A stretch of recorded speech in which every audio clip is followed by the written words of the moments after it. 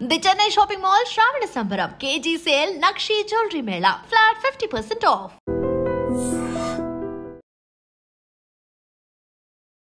అంటే మీరు ఫెమినిస్టా? Yes I'm feminist. అంటే అమ్మాయిలకి స్టాండ్ తీసుకోవడం, అమ్మాయిలు ఏం చేసినా రైట్ అని అనడం. అమ్మాయిలందరూ సుధపూసల్ గారు, అబ్బాయిలందరూ చెడ్డోలు గారు అని పబ్లిక్గా 1,00,000 సార్లు 10 years నుంచి మాట్లాడుతున్నా. క్రైమ్ రేట్లో కూడా ఈ మధ్య అమ్మాయిలు కూడా ముందుకు వస్తున్నారు. అలాంటి సిచ్యువేషన్స్లోనే కూడా అమ్మాయిలది రైట్ అంటారా? ఇప్పుడు ఫెమినిజం వచ్చి ఇప్పుడు అమ్మాయిలు బయటికి వచ్చి ఇప్పుడు అమ్మాయిలు వైలెంట్ అవుతున్నారు అంటున్నారు. ఇంతకుముందు మొగలు మరి వైలెంట్ ఎంత క్రైమ్ రేట్ ఉంది మన దగ్గర? రీసెంట్ పోస్ట్లో కూడా చూసాను ఇన్స్టాలో, బాగా ఏడుస్తూ. ఎప్పుడైనా అమ్మాయి ఫాదర్ లాంటి అబ్బాయిని కోరుకుంటుంది, అబ్బాయి ఎప్పుడు అమ్మ లాంటి అమ్మాయిని కోరుకుంటాడు. నా ఫాదర్ ఈక్వేషనే ఖరాబ్ అయిపోయింది. అబ్యూజివ్ ఫాదర్ ఉన్నాడు. టీవీ వైర్ ఉంటుంది కదా, కాపర్ వైర్ పైన పుట్టు తీసేసి ఆ వైర్తో కొడితే తోలు లేస్తే దాంట్లో కారం పొడేయడం, కళ్ళల్లో నిమ్మకాయలు వినడం. సడన్ గా మీరు ఈ ట్రామాకి రావడానికి, లైక్ మీరు ఇలా మారడానికి బిగ్ బాస్ ఒక కారణం అని చెప్పి అని అంటారు. అకౌంటబిలిటీ కోసం మాటికి వెళ్తే పట్టించుకోవాలి. రిసెప్షన్ లో కూర్చోబెట్టారు, పొద్దున్న సాయంత్రం దాకా పంపించేశారు. ఇది ఒక సిచ్యువేషన్ జరిగిందని చెప్పి పక్కన పెట్టి మీ కెరీర్ ని బిల్డ్ చేసుకుని ఉంటే మంచి ప్లేస్ లో ఉండేవాళ్ళేమో. నాకు ఇండస్ట్రీకి వచ్చిన దగ్గర నుంచి ఎన్ని రేప్ అటాక్లు అయినాయి, ఎంత ఎక్స్ప్లోటేషన్ అయిందనే దానికి ప్రూఫ్లు లేవు. నేను చాలా ఇన్నోసెంట్ గా తిరిగా. ఏం తెలియకుండా నా తెలుగు పీపుల్ అనేటోళ్ళు సేఫ్టీ, వెళ్ళిన ప్రతి దగ్గర కన్సెంట్ లేకుండా రేప్ అటాక్లు చేయడం ఒకటి చాలా అయిపోయినాయి. మరి ఎందుకు రారు ఎవరు బయటికి? అమ్మాయిలు మొగుడుతో దొక్కించుకుంటావా, సొసైటీలోకి వచ్చి 10 మందితో దొక్కించుకుంటావా అన్నట్టుంటది ఈక్వేషన్. ఇప్పుడు బయటకు వచ్చి మాట్లాడారు అనుకోండి, ఏమైంది నా కెరియర్? మీరు ఎప్పుడైనా కమిట్మెంట్ గా వెళ్ళారా సినిమా ఆఫర్ కోసం?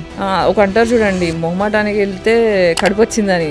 అలా నో చెప్పడం రాక ఫోర్స్ఫుల్ గా మందు తాగిస్తే తాగేసా, అవుట్ అయిపోయా. ప్రొడ్యూసర్ డైరెక్టర్ వాళ్ళు ఇప్పుడు చాలా ఫేమస్. డ్రైవర్ రావడానికి ఇంకో 20 minutes పడుతుందంట. గాయత్రి రాత్రి అవుతుంది కదా, పైన కూర్చుందా అని వెళ్ళి నా డ్రెస్ లాగడం స్టార్ట్ చేసాడు.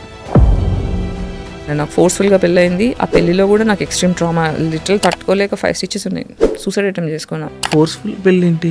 మా అమ్మ అయితే పాయిజన్ బాటిల్ పెట్టుకొని నువ్వు చేసుకోకపోతే నేను చచ్చిపోతాను కూర్చొని. అప్పగింతలు అవుతాయి కదా, ఇలా హక్ చేసుకొని చెవులో చెప్తుంది, నేను వదిలించుకోవడానికి పెళ్లి చేస్తున్నా, మళ్ళీ నా జీవితంలోకి రాకు, just get out of my life.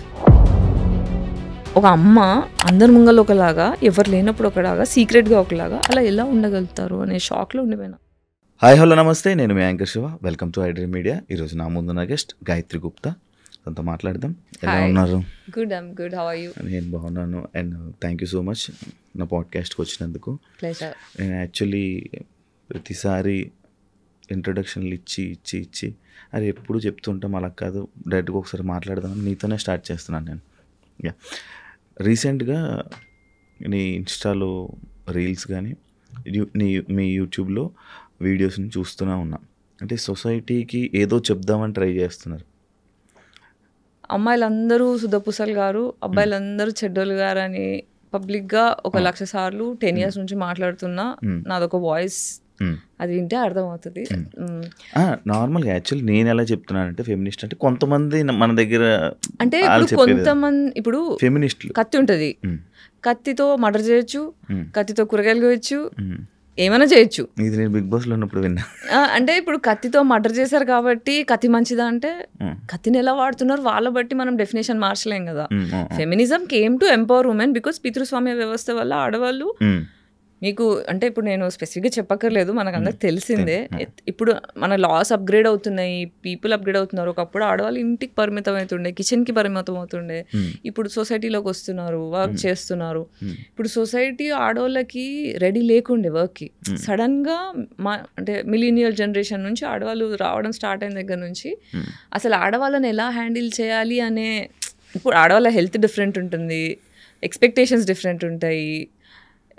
ఇలాంటివన్నీ కూడా మగవాళ్ళకి డిజైన్ చేయబడ్డ సొసైటీలో ఆడవాళ్ళు వచ్చినప్పుడు ఏమవుతుందంటే, ఆడవాళ్ళని ఎలా హ్యాండిల్ చేయాలో ఆడవాళ్ళకి అర్థం కావట్లేదు, మగవాళ్ళకి అర్థం కావట్లేదు. కాబట్టి ఇదంతా షేక్ అవుతుంది. బేసిక్గా ఎవరు తప్పు కాదు, సిస్టమ్ అనేది ఫ్లాడ్గా ఉంది.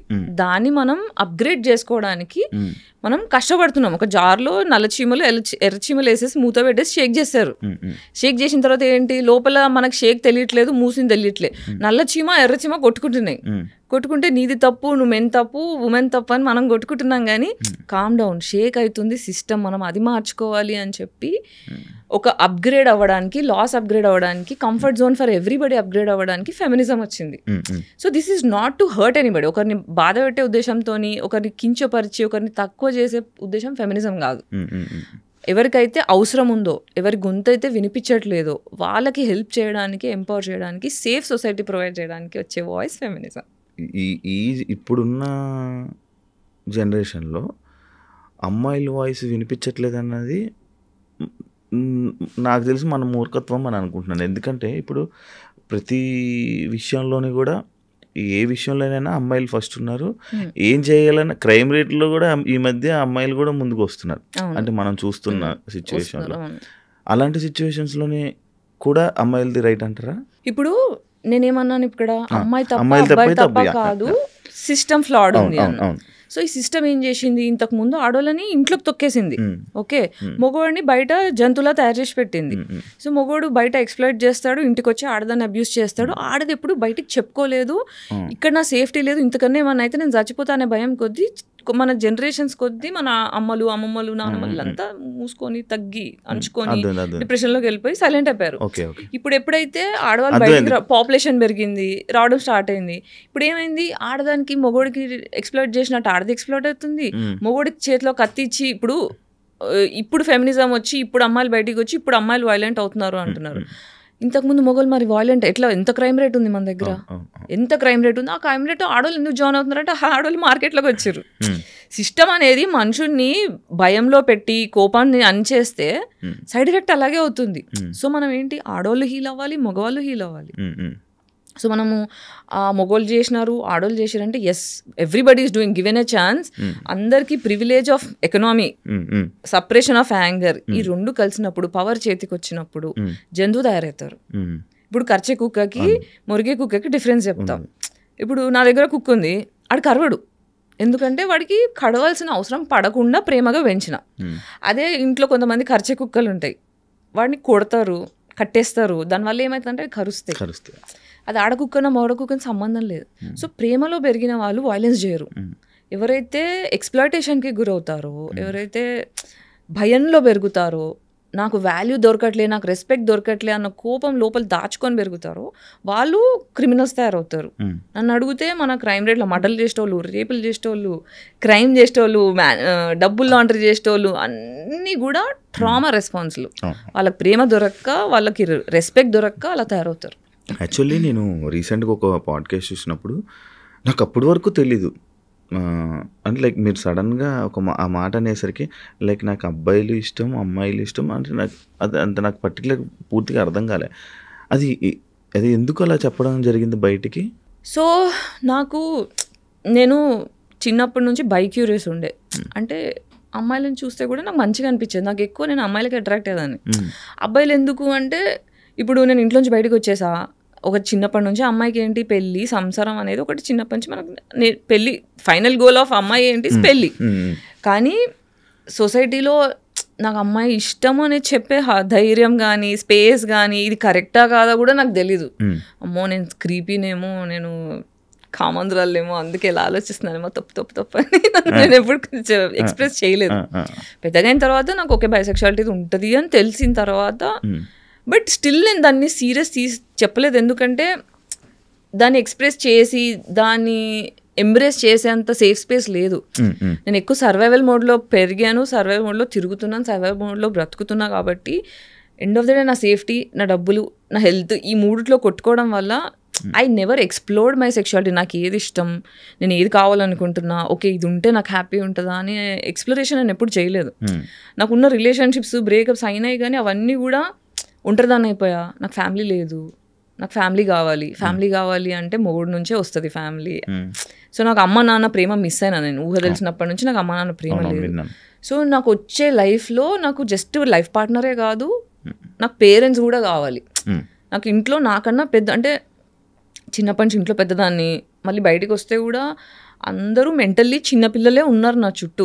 I have been emotionally mother to all my friends. So అట్లా మెంటల్లీ చాలా టైర్డ్ అనిపిస్తుంది నాకు. అందుకే ఎప్పుడు నా మనసు ఎప్పుడు నాకన్నా మెంటల్లీ పెద్దవాళ్ళు ఉంటే బాగుండు అని కోరుకుంటా. ఆ పెద్దవాళ్ళు ఎక్కడ, అమ్మ నాన్నలో దొరుకుతారు. అది ఎక్కడి నుంచి వస్తుంది, లైఫ్ పార్ట్నర్ దగ్గర నుంచి వస్తుంది. కాబట్టి ఆ ఒక్క family, I want to belong somewhere అన్న ఆశ కొద్దీ నేను రిలేషన్షిప్స్లో పడ్డా. కానీ గివెన్ ఎ ఛాన్స్ సింగిల్గా ఉన్నంత ప్రశాంతంగా లేదు. ఎందుకు అంత, అంటే లైక్ అంటే కొంతమందికి అలా అనిపిస్తుంటుంది. కొంతమంది ఏమనుకుంటారు, రిలేషన్షిప్స్లో ఉన్న వాళ్ళు అరే చాలా మంచిగా ఉన్న వాళ్ళు ఉన్నారు. రిలేషన్షిప్ తప్పనట్లే, నాకు ప్రశాంతంగా ఉంది రిలేషన్షిప్ లేకపోతే అంటున్నా. ఎందుకు ఏమైనా ఇబ్బంది పడ్డారా? అండ్ నేను రీసెంట్ పోస్ట్లో కూడా చూసాను ఇన్స్టాలో, బాగా ఏడుస్తూ బ్రేకప్ అయినందుకు ఏడుస్తూ అది పెట్టడం జరిగింది. బ్రేకప్ ఒకటైతే వేరు, చాలా బ్రేకప్స్ అయ్యాయి. కానీ ప్రతిసారి ఏంటంటే ఫ్యామిలీ కావాలి, నేను ఒంటరిగా ఉన్నాను, నాకు ఫ్యామిలీ కావాలి, నాకు ప్రేమ కావాలి అనే ఆశ కొద్దీ ఈ రిలేషన్షిప్స్లో కూడా నచ్చినా నచ్చకున్నా ఒక్కొక్కసారి when we had to have sex, I had participated, but I wish I didn't do that. నాకు అంటే మొగోళ్ళు 100% పర్ఫెక్ట్ ఉండరు, మార్చుకోవాలి. ఇప్పుడు చెప్తారు కదా పెళ్ళైన తర్వాత, నా మొగుడు ఇట్లా సతాయిస్తుంది అట్లా సతాయిస్తుంది అంటే మార్చుకో అంటారు. కానీ మొగోళ్ళు మారకపోతే ఏం చేస్తాం?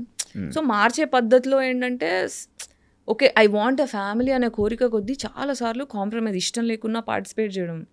సో 30 years తర్వాత కన్సెంట్ అని తెలిసిన తర్వాత, కన్సెంట్ డెఫినేషన్స్ అర్థమైన తర్వాత, మ్యారిటల్ రేప్స్ గురించి అర్థమైన తర్వాత, సెల్ఫ్ వర్త్ తెలుసుకున్న తర్వాత, నా వర్త్ నాకు తెలియకపోవడం వల్ల, నాకు ఫ్యామిలీ ఉంటే కానీ వాల్యూ లేదు అని నేను ఫీల్ అవ్వడం వల్ల, అర్హత లేని మనిషితో రిలేషన్షిప్ పెట్టుకొని వాళ్ళకి నేను తగ్గాను అనే ఒక సాడ్ ఫీలింగ్ వచ్చింది.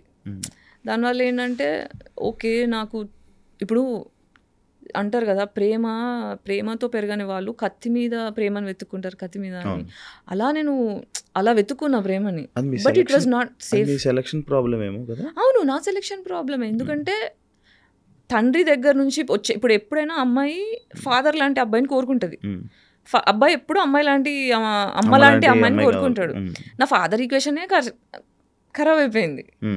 సో ఇప్పుడు అబ్యూజివ్ ఫాదర్ ఉన్నాడు, కూర్చుంటే పగలగొట్టడం, లేస్తే పగలగొట్టడం, చీపి తిరిగిపోయి, చెప్పులు ఇరిగిపోయి, టీవీ వైర్ ఉంటుంది కదా కాపర్ వైర్, పైన పొట్టు తీసేసి ఆ వైర్తో కొడితే తోలు లేస్తే దాంట్లో కారం పొడేయడం, కళ్ళల్లో నిమ్మకాయలు వినడం, ఇది రెగ్యులర్, ఇది డైలీ బేసిస్. పొద్దున అవుతుందంటే వాళ్ళు ఏం చూడాల్సి వస్తుందో అనేటట్టు 25 years వచ్చేదాకా, 25 years ఇంట్లోంచి నేను బయటికి వచ్చేదాకా దెబ్బలు తినని రోజు లేదు, ఏడ్చుకుంటూ పడుకోని రోజు లేదు. టిల్ ఎట్ ద ఏజ్ 35 వరకు కూడా ప్రతి day I sleep with crying, ఏడ్చుకుంటూ నాకు అమ్మ కావాలి నాన్న కావాలని ఏడ్చుకుంటూ పడుకున్నాను. ఓన్లీ మిమ్మల్ని కొట్టేవాళ్ళు? మీరు నలుగురు అంట కదా? అందరినీ కొడతారు, మమ్మీని నన్ను ఎక్కువ. మీకు మమ్మీ పోలికలు ఉన్నాయా? పోలికలని కాదు, ఇంట్లో ఎప్పుడైనా ఏమవుతుందంటే పేరెంట్స్ టాక్సిక్ ఉన్నప్పుడు ఏమవుతుందంటే, ఒక సైకాలజీ టర్మ్స్లో చెప్తా, ఒక స్కేప్ గోట్ అనే ఇప్పుడు మా ఇంట్లో మేము 5 సిస్టర్స్, ఓకే, మోర్ దాన్ 1 పిల్లలు ఉంటే ఒకరు స్కేప్ గోట్ అవుతారు, ఒకరు గోల్డెన్ చైల్డ్ అవుతారు, మిగతా వాళ్ళు ఇన్విజిబుల్ అయిపోతారు. స్కేప్ గోట్ చైల్డ్ ఏంటంటే నాకు నిజాలు మాట్లాడడం ఇష్టం, మీకు నచ్చినా నచ్చకపోయినా నాకు తప్పు అనిపిస్తుంటే నాకు ఇది తప్పు అనిపిస్తుంది కొంచెం చూడండి అని అడుగుతా. ఇప్పుడు టాక్సిక్ ఫ్యామిలీలో ఏమవుతుందంటే నేను చెప్పిందే నువ్వు వినాలి, అది తప్పు ఒప్పుతో సంబంధం లేదు అని చెప్పి ఫోర్స్ చేస్తారనుకో, నేను నిజాన్ని అడుగుతున్న ప్రతిసారి వాళ్ళకి నచ్చట్లేదు కాబట్టి నన్ను కొట్టడం చేస్తుండే. పెద్దవాళ్ళు కాబట్టి ఏజ్లో పెద్దవాళ్ళు అదే కోరుకుంటారు, చిన్నవాళ్ళు నేను చెప్పిన వినాలి, మీకేం తెలుసు అన్నట్టు. కానీ ఒక జెన్యూన్ క్వశ్చన్ అడిగినప్పుడు నాకు ఆన్సర్ వచ్చేది కాదు. సో ఒక చైల్డ్ నీడ్స్ని పట్టించుకోకుండా ఒక డిక్టేటర్ లాగా.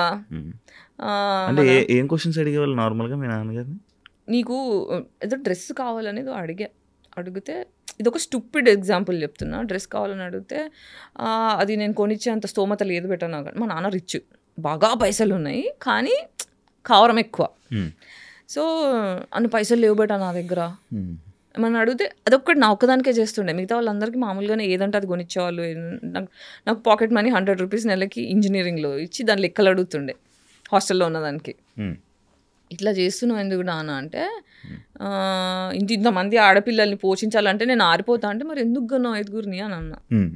అంటే ఇది 1-2 సార్లు కాదు, ఒక 100 సార్లు నన్ను చిన్న చేయడం అలా చేస్తే 5గురిని ఎందుకు కొన్నావు, మరి తక్కువ మందిని కనాల్సింది, బాధ్యత ఇంత ఉండేది కాదు కదా. నేను చాలా జెన్యూన్గా ఇన్నోసెన్స్తో అడిగితే నువ్వు అందు కానీ ఎక్కువ మంది నువ్వు అంటే ఎక్కువ మందిని అలా చాలా డిఫరెంట్గా మాట్లాడతారు. మళ్ళీ అంటే ఇవి స్మాల్ థింగ్ ఏంటి అని వెతుకుతుంటే నాకు దొరకట్లేదు, కానీ మా డాడీ చేసినవన్నీ చాలా ఎక్స్ట్రీమ్ పనులు. ఓకే, అవన్నీ నేను ఒక పాడ్కాస్ట్లో అంటే ఫాదర్ అబ్యూస్ గురించి మాట్లాడతాను. That is too much to bear. Actual మీ నాన్నగారికి అబ్బాయి కావాల్సి 3 అబార్షన్లు అయినాయి మా అమ్మకి. మళ్ళీ ఆడపిల్లలతో సాటిస్ఫాక్షన్ లేక మా మీద మర్డర్ అటెంప్ట్ చేయించాడు. మా అమ్మ మీద మర్డర్ అటాక్ చేశాడు, తర్వాత డివోర్స్ అప్లై చేసేటప్పుడు ఆస్తులు ఇవ్వడం ఇష్టం లేక ఆ టైంలో చాలా హారిబుల్ అంటే హారిబుల్ డివోర్స్ సీన్స్. దాని తర్వాత మళ్ళీ పెళ్లి చేసుకున్నారు, మళ్ళీ అమ్మాయి పుట్టింది. ఆయనకి రాసి పెట్టింది అమ్మాయిలు పుట్టాలి. తండ్రి పాపాలు అనేవి కూతురు తీర్చాలంట. స్పిరిచువాలిటీ అర్థమైంది. పాపాలు చేసే తండ్రికి అమ్మాయిలు మాత్రమే పుడతారంట, కొడుకులు పుట్టారంట. అర్థమవుతుంది తర్వాత నమ్ముతున్నా, ఇంతకుముందు నమ్మేదాన్ని కాదు. బేసిక్గా మీరు అలాంటి వాతావరణంలో నుంచి రావడం వల్ల మీకు ఒక అమ్మాయికి సపోర్ట్ చేయాలి అంటే ఇలా చాలా మంది అమ్మాయిల జీవితాలు ఇలా ఉన్నాయి. చాలా మంది అమ్మాయిలు బయటికి ఇప్పుడు ఎంతో అంటే పితృస్వామ్య వ్యవస్థ అనేది ఏం చేస్తుందంటే బేసిక్గా పురుషాధిక్యంలో డిజైన్ చేయబడ్డ సొసైటీ ఇది. So extremely emotionally intelligent parents అంటే ప్రేమని అర్థం చేసుకున్న తల్లి తండ్రి ఉన్న కుటుంబాల్లో మాత్రమే ఆడపిల్లలు సంతోషంగా ఉన్నారు. అది ఓన్లీ ఎక్స్ట్రీమ్లీ రిచ్ కమ్యూనిటీస్లో, అది కూడా అందరు కూడా కాదు. బట్ మన ఇండియా ఏంటి, ఇండియా కాదు ప్రపంచం మొత్తం ఇలాగే ఉంది.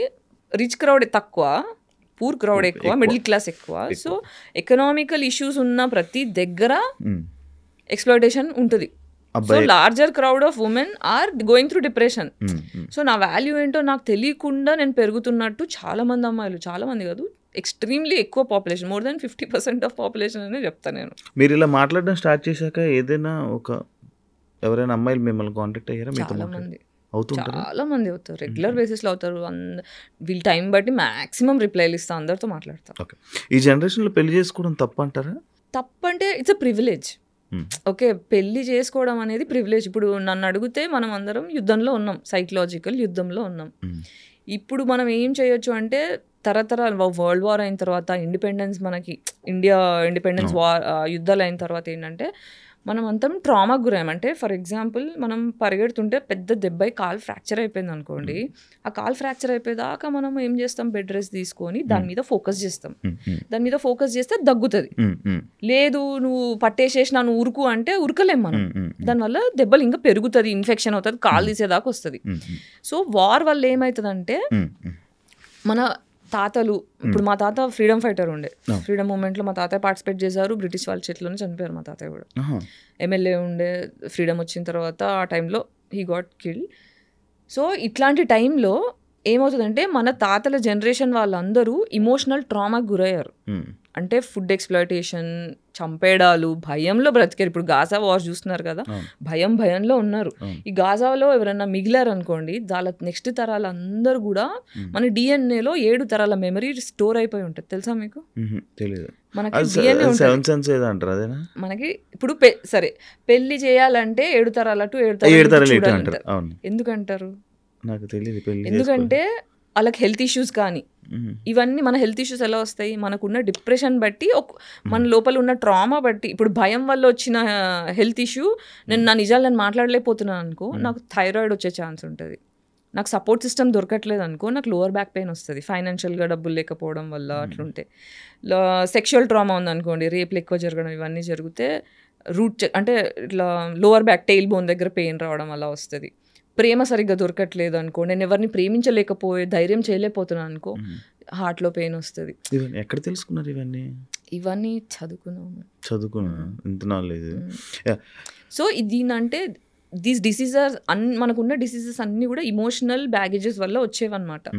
సో మన తాత ముత్తాతల జనరేషన్ వాళ్ళందరికీ ఇలా డిఎన్ఏలో కూర్చుండిపోయాయి. అందుకే ఒక్కొక్కరికి ఒక్కొక్క లాంటి డిసీజెస్ వస్తుంటాయి.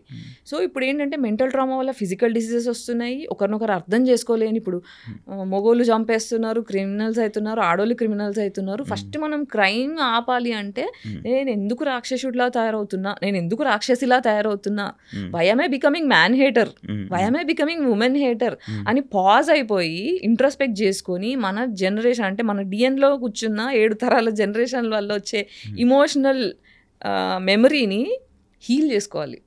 అంటే ఏళ్ళు దెబ్బ తగిలింది, నేను ఇప్పుడు పరిగెత్తదలుచుకోలేదు, కాలికి దెబ్బ తగిలింది, నేను పరిగెత్తదలుచుకోలేదు, ఫస్ట్ కూర్చొని నేను ఫోకస్ చేసుకొని హీల్ చేసుకుంటా. తగ్గిన తర్వాత అప్పుడు నేను నడుస్తా, తర్వాత పరిగెడతా. సో ఇప్పుడు నాకు తెలిసి ఈ 7 తరాలలో నెక్స్ట్ 7 తరాలు మళ్ళీ బాగుపడాలంటే ఈ తరం వాళ్ళందరూ పాజ్ అయిపోయి, నాకేం నా నెత్తిలో ఏం గుడిసిపోయింది, నా ఆరోగ్యం ఎందుకు ఇలా గుడిసింది, నేను ఎందుకు ఎవరితో ఫ్రెండ్షిప్ చేయట్లేదని ఆగి కాంటెంప్లేట్ చేసుకొని హీల్ అవుతే వచ్చే తరాల నుంచి పెళ్ళిళ్ళు విరగకుండా ఫోర్స్ఫుల్గా ఉండకుండా ప్రశాంతంగా హ్యాపీగా, అంటే ఒక పెళ్ళి చేసుకున్నాము అంటే డివోర్స్ తీసుకోవాలి అనే ఆలోచన రాకుండా ఉండాలి. నా మొగుడు అంటే నాకు ప్రాణం, నేను లాయల్గా ఉంటా అని అమ్మాయి అనుకోవాలి. నా పిల్లని లేకపోతే నేను ఉండలేను, నా పిల్లని తప్ప నన్ను ఎవరిని చూడను అనే అంత లాయల్గా మొగుడు ఉండాలి.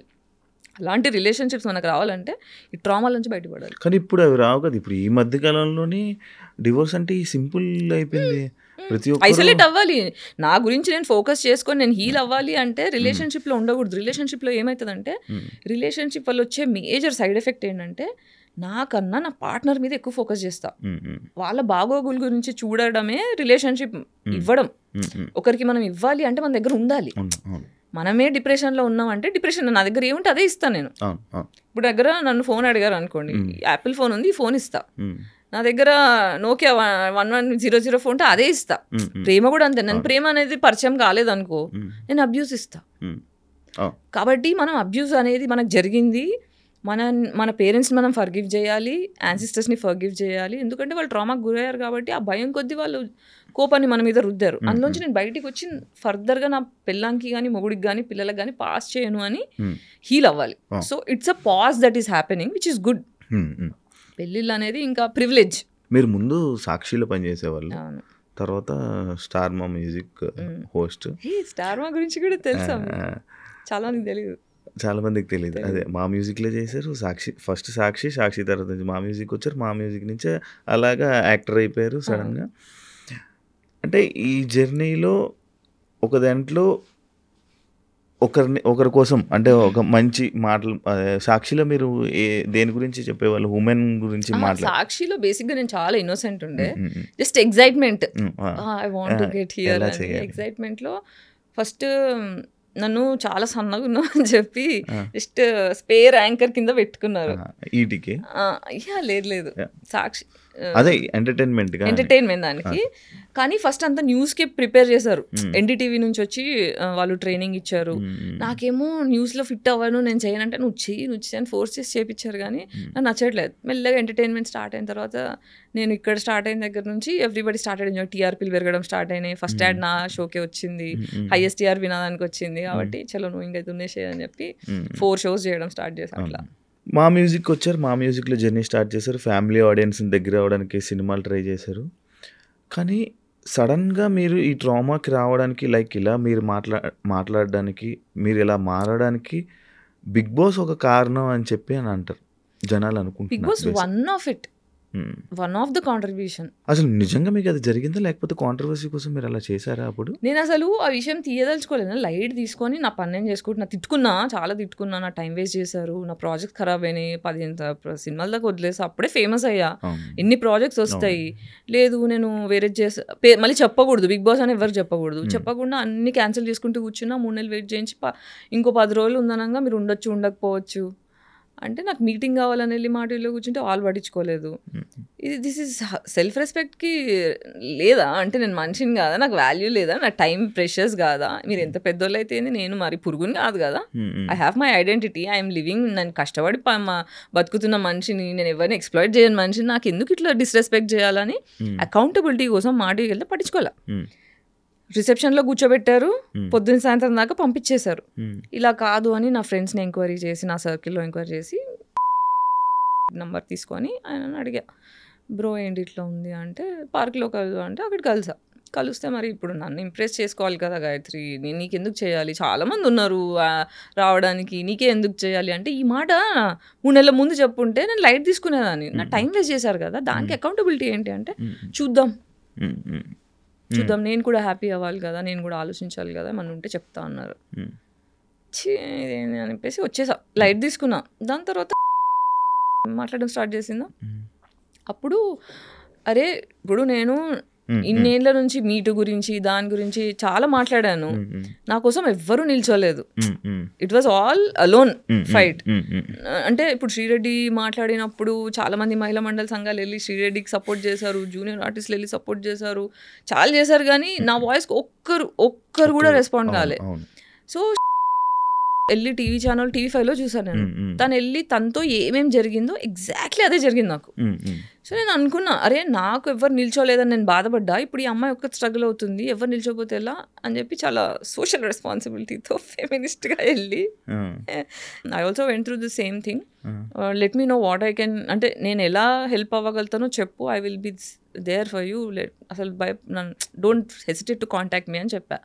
తర్వాత కేసు పెడదాం అనుకుంటున్నా, ఏమంటాం అంటే okay if it is worth it let's do this అని చెప్పి లాయర్ని మాట్లాడుకొని ఇంకొక ప్రొడ్యూసర్ నా సపోర్ట్ చేస్తా అని చెప్పి మొత్తం తప్పుదారి పట్టించారు. మధ్యలో నాకు అర్థమైంది ఏంటంటే అందరూ గేమ్ ఆడుతున్నారు, అటు గేమ్ ఆడుతున్నారు ఇటు గేమ్ ఆడుతున్నారు, మధ్యలో నేను ఒక ఎర్రి పుష్పమైనా అని నాకు అర్థమైంది. కానీ బేసిక్గా అది జరిగిన తర్వాత ఆ సిచ్యువేషన్ అయిన తర్వాత ఒక 3 months 4 months అది అయిపోయిన తర్వాత లైక్ ఓకే ఇదొకటి జరిగింది, ఇది ఒక సిచ్యువేషన్ జరిగింది అని చెప్పి పక్కన పెట్టి మీ కెరియర్ని బిల్డ్ చేసుకుని ఉంటే మంచి ప్లేస్లో ఉండేవాళ్ళేమో అని అనుకున్నా ఆడియన్స్ కదా. దాని అంటే తర్వాత అప్పుడు ఇప్పుడు కేసు అయిపోయింది, నేను ఇప్పుడు నాకు ఈ హెల్త్ ఇష్యూ ఉంది, స్పైనల్ కార్డ్ ఇష్యూ ఒకటి ఉంది, అది 25 అంటే నేను సాక్షిలో జాయిన్ అయ్యే ఫస్ట్ డే స్టార్ట్ అయిపోయింది నాకు. ఇలా ఫుల్ ఎక్సైట్మెంట్లో నాకు ఇష్టమైన జాబ్ నేను నా సొంతంగా తెచ్చుకున్నా, నా ఎడ్యుకేషన్తో సంబంధం లే, సర్కిల్తో సంబంధం లే, పేరెంట్స్ రికమెండేషన్తో సంబంధం లే, సొంతంగా తెచ్చుకున్నాను. ఒక ఫస్ట్ గర్వం అంటే చిన్నప్పటి నుంచి నువ్వు వేస్ట్, నువ్వు దేని పనికిరావు, నువ్వు చచ్చిపో అని మా ఇంట్లో మాటలు అని పెరిగిన మనిషిని ఫస్ట్ టైం ఓకే నేను వేస్ట్ కాదు, నేను ఏదో ఒక చేయగలుగుతా అనే ఎక్సైట్మెంట్లో పోయా ఆఫీస్కి. వెళ్ళి ఇలా స్టెప్స్ ఎక్కుతున్నా పట్టేసుకుంది బ్యాక్, లోవర్ బ్యాక్ కదల రావట్లే, ఇట్లా కాలు తీస్తే ఇట్లా మంటలు వచ్చేస్తున్నాయి బ్యాక్లో. నాకు అర్థం కావట్లేదు, కూర్చొని ఇంకా పైన వాళ్ళకి ఫోన్ చేస్తే వచ్చి పెయిన్ కిల్లర్ ట్యాబ్లెట్ ఇచ్చి పైనకి వెళ్ళి నాకేం అర్థం కావట్లేదు ఏంటి. తర్వాత ఇంకా అప్పటికే నా ఇంకా షో స్టార్ట్ కాలేదు, నీ షో స్టార్ట్ అయినప్పుడు పిలుస్తానులే గాయత్రి నువ్వు వెళ్ళా అంటే ఇంటికి వెళ్ళిపోయా, బెడ్ రిడన్ అయిపోయా. ఇంకా అక్కడ నుంచి నాకు హెల్త్ పాడవడం స్టార్ట్ అయింది. సో ఆ హెల్త్ ఎందుకు పాడైంది అంటే ట్రామా వల్ల. ఇప్పుడు ఈ ఇండస్ట్రీకి వచ్చిన తర్వాత కూడా ఏంటి, ఇప్పుడు బిగ్ బాస్ అంటే బయటికి కనిపించింది, నేను మాట్లాడాను. ఎందుకంటే బిగ్ బాస్ కూడా ఎందుకంటే బాండ్ సైన్ చేసి ఉన్నాం కాబట్టి, కాల్ కాన్వర్సేషన్స్ ఉన్నాయి కాబట్టి, ప్రూఫ్లు ఉన్నాయి కాబట్టి నేను ధైర్యం చేసిన బయటికి వచ్చి మాట్లాడడానికి. నాకు ఇండస్ట్రీకి వచ్చిన దగ్గర నుంచి ఎన్ని రేప్ అటాక్లు అయినాయి, ఎంత ఎక్స్ప్లోటేషన్ అయింది అనే దానికి ప్రూఫ్లు లేవు. నేను చాలా ఇన్నోసెంట్గా తిరిగా, ఏం తెలియకుండా నా తెలుగు పీపుల్ అనేటోళ్ళు సేఫ్టీ. ఇప్పుడు నేను చిన్నప్పుడు ఏమనుకున్నా, నాకు ఎంట్రీకి ఎగ్లీసియాస్ అంటే ఇష్టము, ఆయనతో పాట చేయాలి, నాకు పాటలు పాడేదాన్ని నేను, తనతో సాంగ్ చేద్దాం అనే చిన్న ఇన్నోసెంట్ కోరిక. పాస్పోర్ట్లు అప్లై చేసుకున్న ప్రతిసారి ఇంట్లో చింపేసేవాళ్ళు. తర్వాత ఒకసారి ఇంజనీరింగ్లో మా సీనియర్స్ పాన్ వీడియోస్ చూపించారు, ర్యాగింగ్ టైంలో పాన్ వీడియోలు చూపించేసరికి నాకు గుండె దడొచ్చేసింది, వామ్మో ఇదేంది నో అనుకున్న తర్వాత అక్కడ హాలీవుడ్ యాక్ట్రెసెస్ అవి మార్ఫింగ్గా ఒరిజినల్ అని నాకు తెలియదు, బట్ ఆ పేర్లతో వచ్చినవన్నీ చూసిన తర్వాత నాకు అవన్నీ గుర్తొచ్చేసి అమ్మో హాలీవుడ్కి వెళ్తే ఇలాంటివన్నీ చేయాల్సి వస్తుందా, మన తెలుగు అయితే సేఫ్ కదా, అంత ఇన్నోసెంట్ ఉండే నేను, తెలుగు అయితే సేఫ్ కదా, మనోళ్ళు తెలుగు జాతి, మన జాతి, తెలుగు భాష గొప్ప అలా అనుకొని నేను ఇంకా ఫస్ట్ ఏమన్నా పీకితే ఇక్కడ పీకి చూద్దాము, ధైర్యం వచ్చిన తర్వాత అర్థమైన తర్వాత హాలీవుడ్ ఏందో చూసుకుందాం అన్నట్టు నేను ఇక్కడ ఆడిషన్ చేయడం స్టార్ట్ చేశాను. వెళ్ళిన ప్రతి దగ్గర అడగడం ఒకటి, కన్సెంట్ లేకుండా రేప్ అటాక్లు చేయడం ఒకటి, చాలా అయిపోయినాయి. అలా చేస్తారా? మరి ఎందుకు రారు ఎవరు బయటికి అమ్మాయిలు? ఎందుకు రారు అంటే హెల్ప్లెస్నెస్, ధైర్యం లేదు. ఇప్పుడు ఇంట్లో మొగుడుతో దొక్కించుకుంటావా, సొసైటీలోకి వచ్చి 10 మందితో దొక్కించుకుంటావా అన్నట్టు ఉంటుంది ఈక్వేషన్. ఇప్పుడు బయటకు వచ్చి మాట్లాడారు అనుకోండి, ఏమైంది నా కెరియర్, మీరు చెప్పండి ఏమైంది నా కెరియర్, బిస్కెట్ ఉన్నాయి సినిమాలో, ఈ రోజుకి డబ్బుల కోసం కొట్టుకుంటున్నా, లిటరల్గా నా హెల్త్ బాగాలేకపోతే క్రౌడ్ ఫండ్కి అప్లై చేసుకోవాల్సి వచ్చిన పరిస్థితి.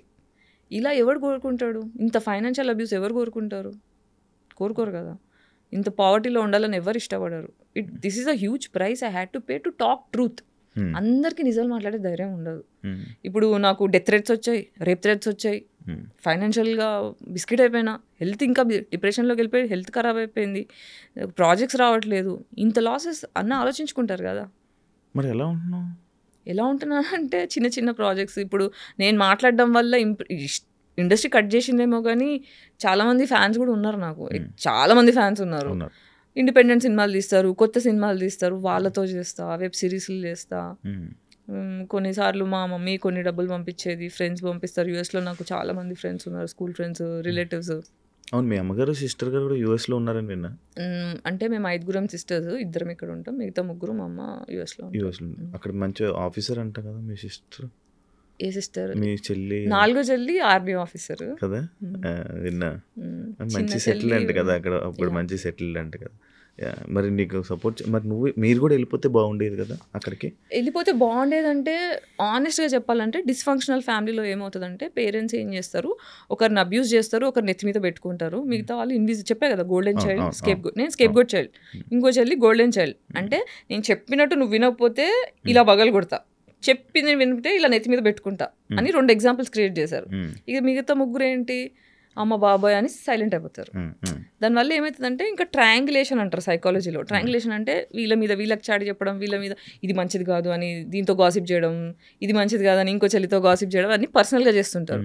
దానివల్ల ఏమవుతుందంటే మా సిస్టర్స్ మధ్యలో కూడా ఫ్రెండ్షిప్ అనేది చిన్నప్పటి నుంచి ఎస్టాబ్లిష్ అవ్వలేదు. సో ప్రేమ అనేది నేర్పించలే, ఓన్లీ విషయం పెట్టి నేర్పించారు. కాబట్టి ఎవరి కోసం ఎవరు లేకుండా అయిపోయింది. ఇప్పుడు మా చిన్న చెల్లి నేను బాండ్ అవుతున్నాం, ఇప్పుడు మాట్లాడుకుంటున్నాం, సైకాలజీ మాట్లాడుకుంటున్నాము, అర్థం చేసుకుంటున్నాము.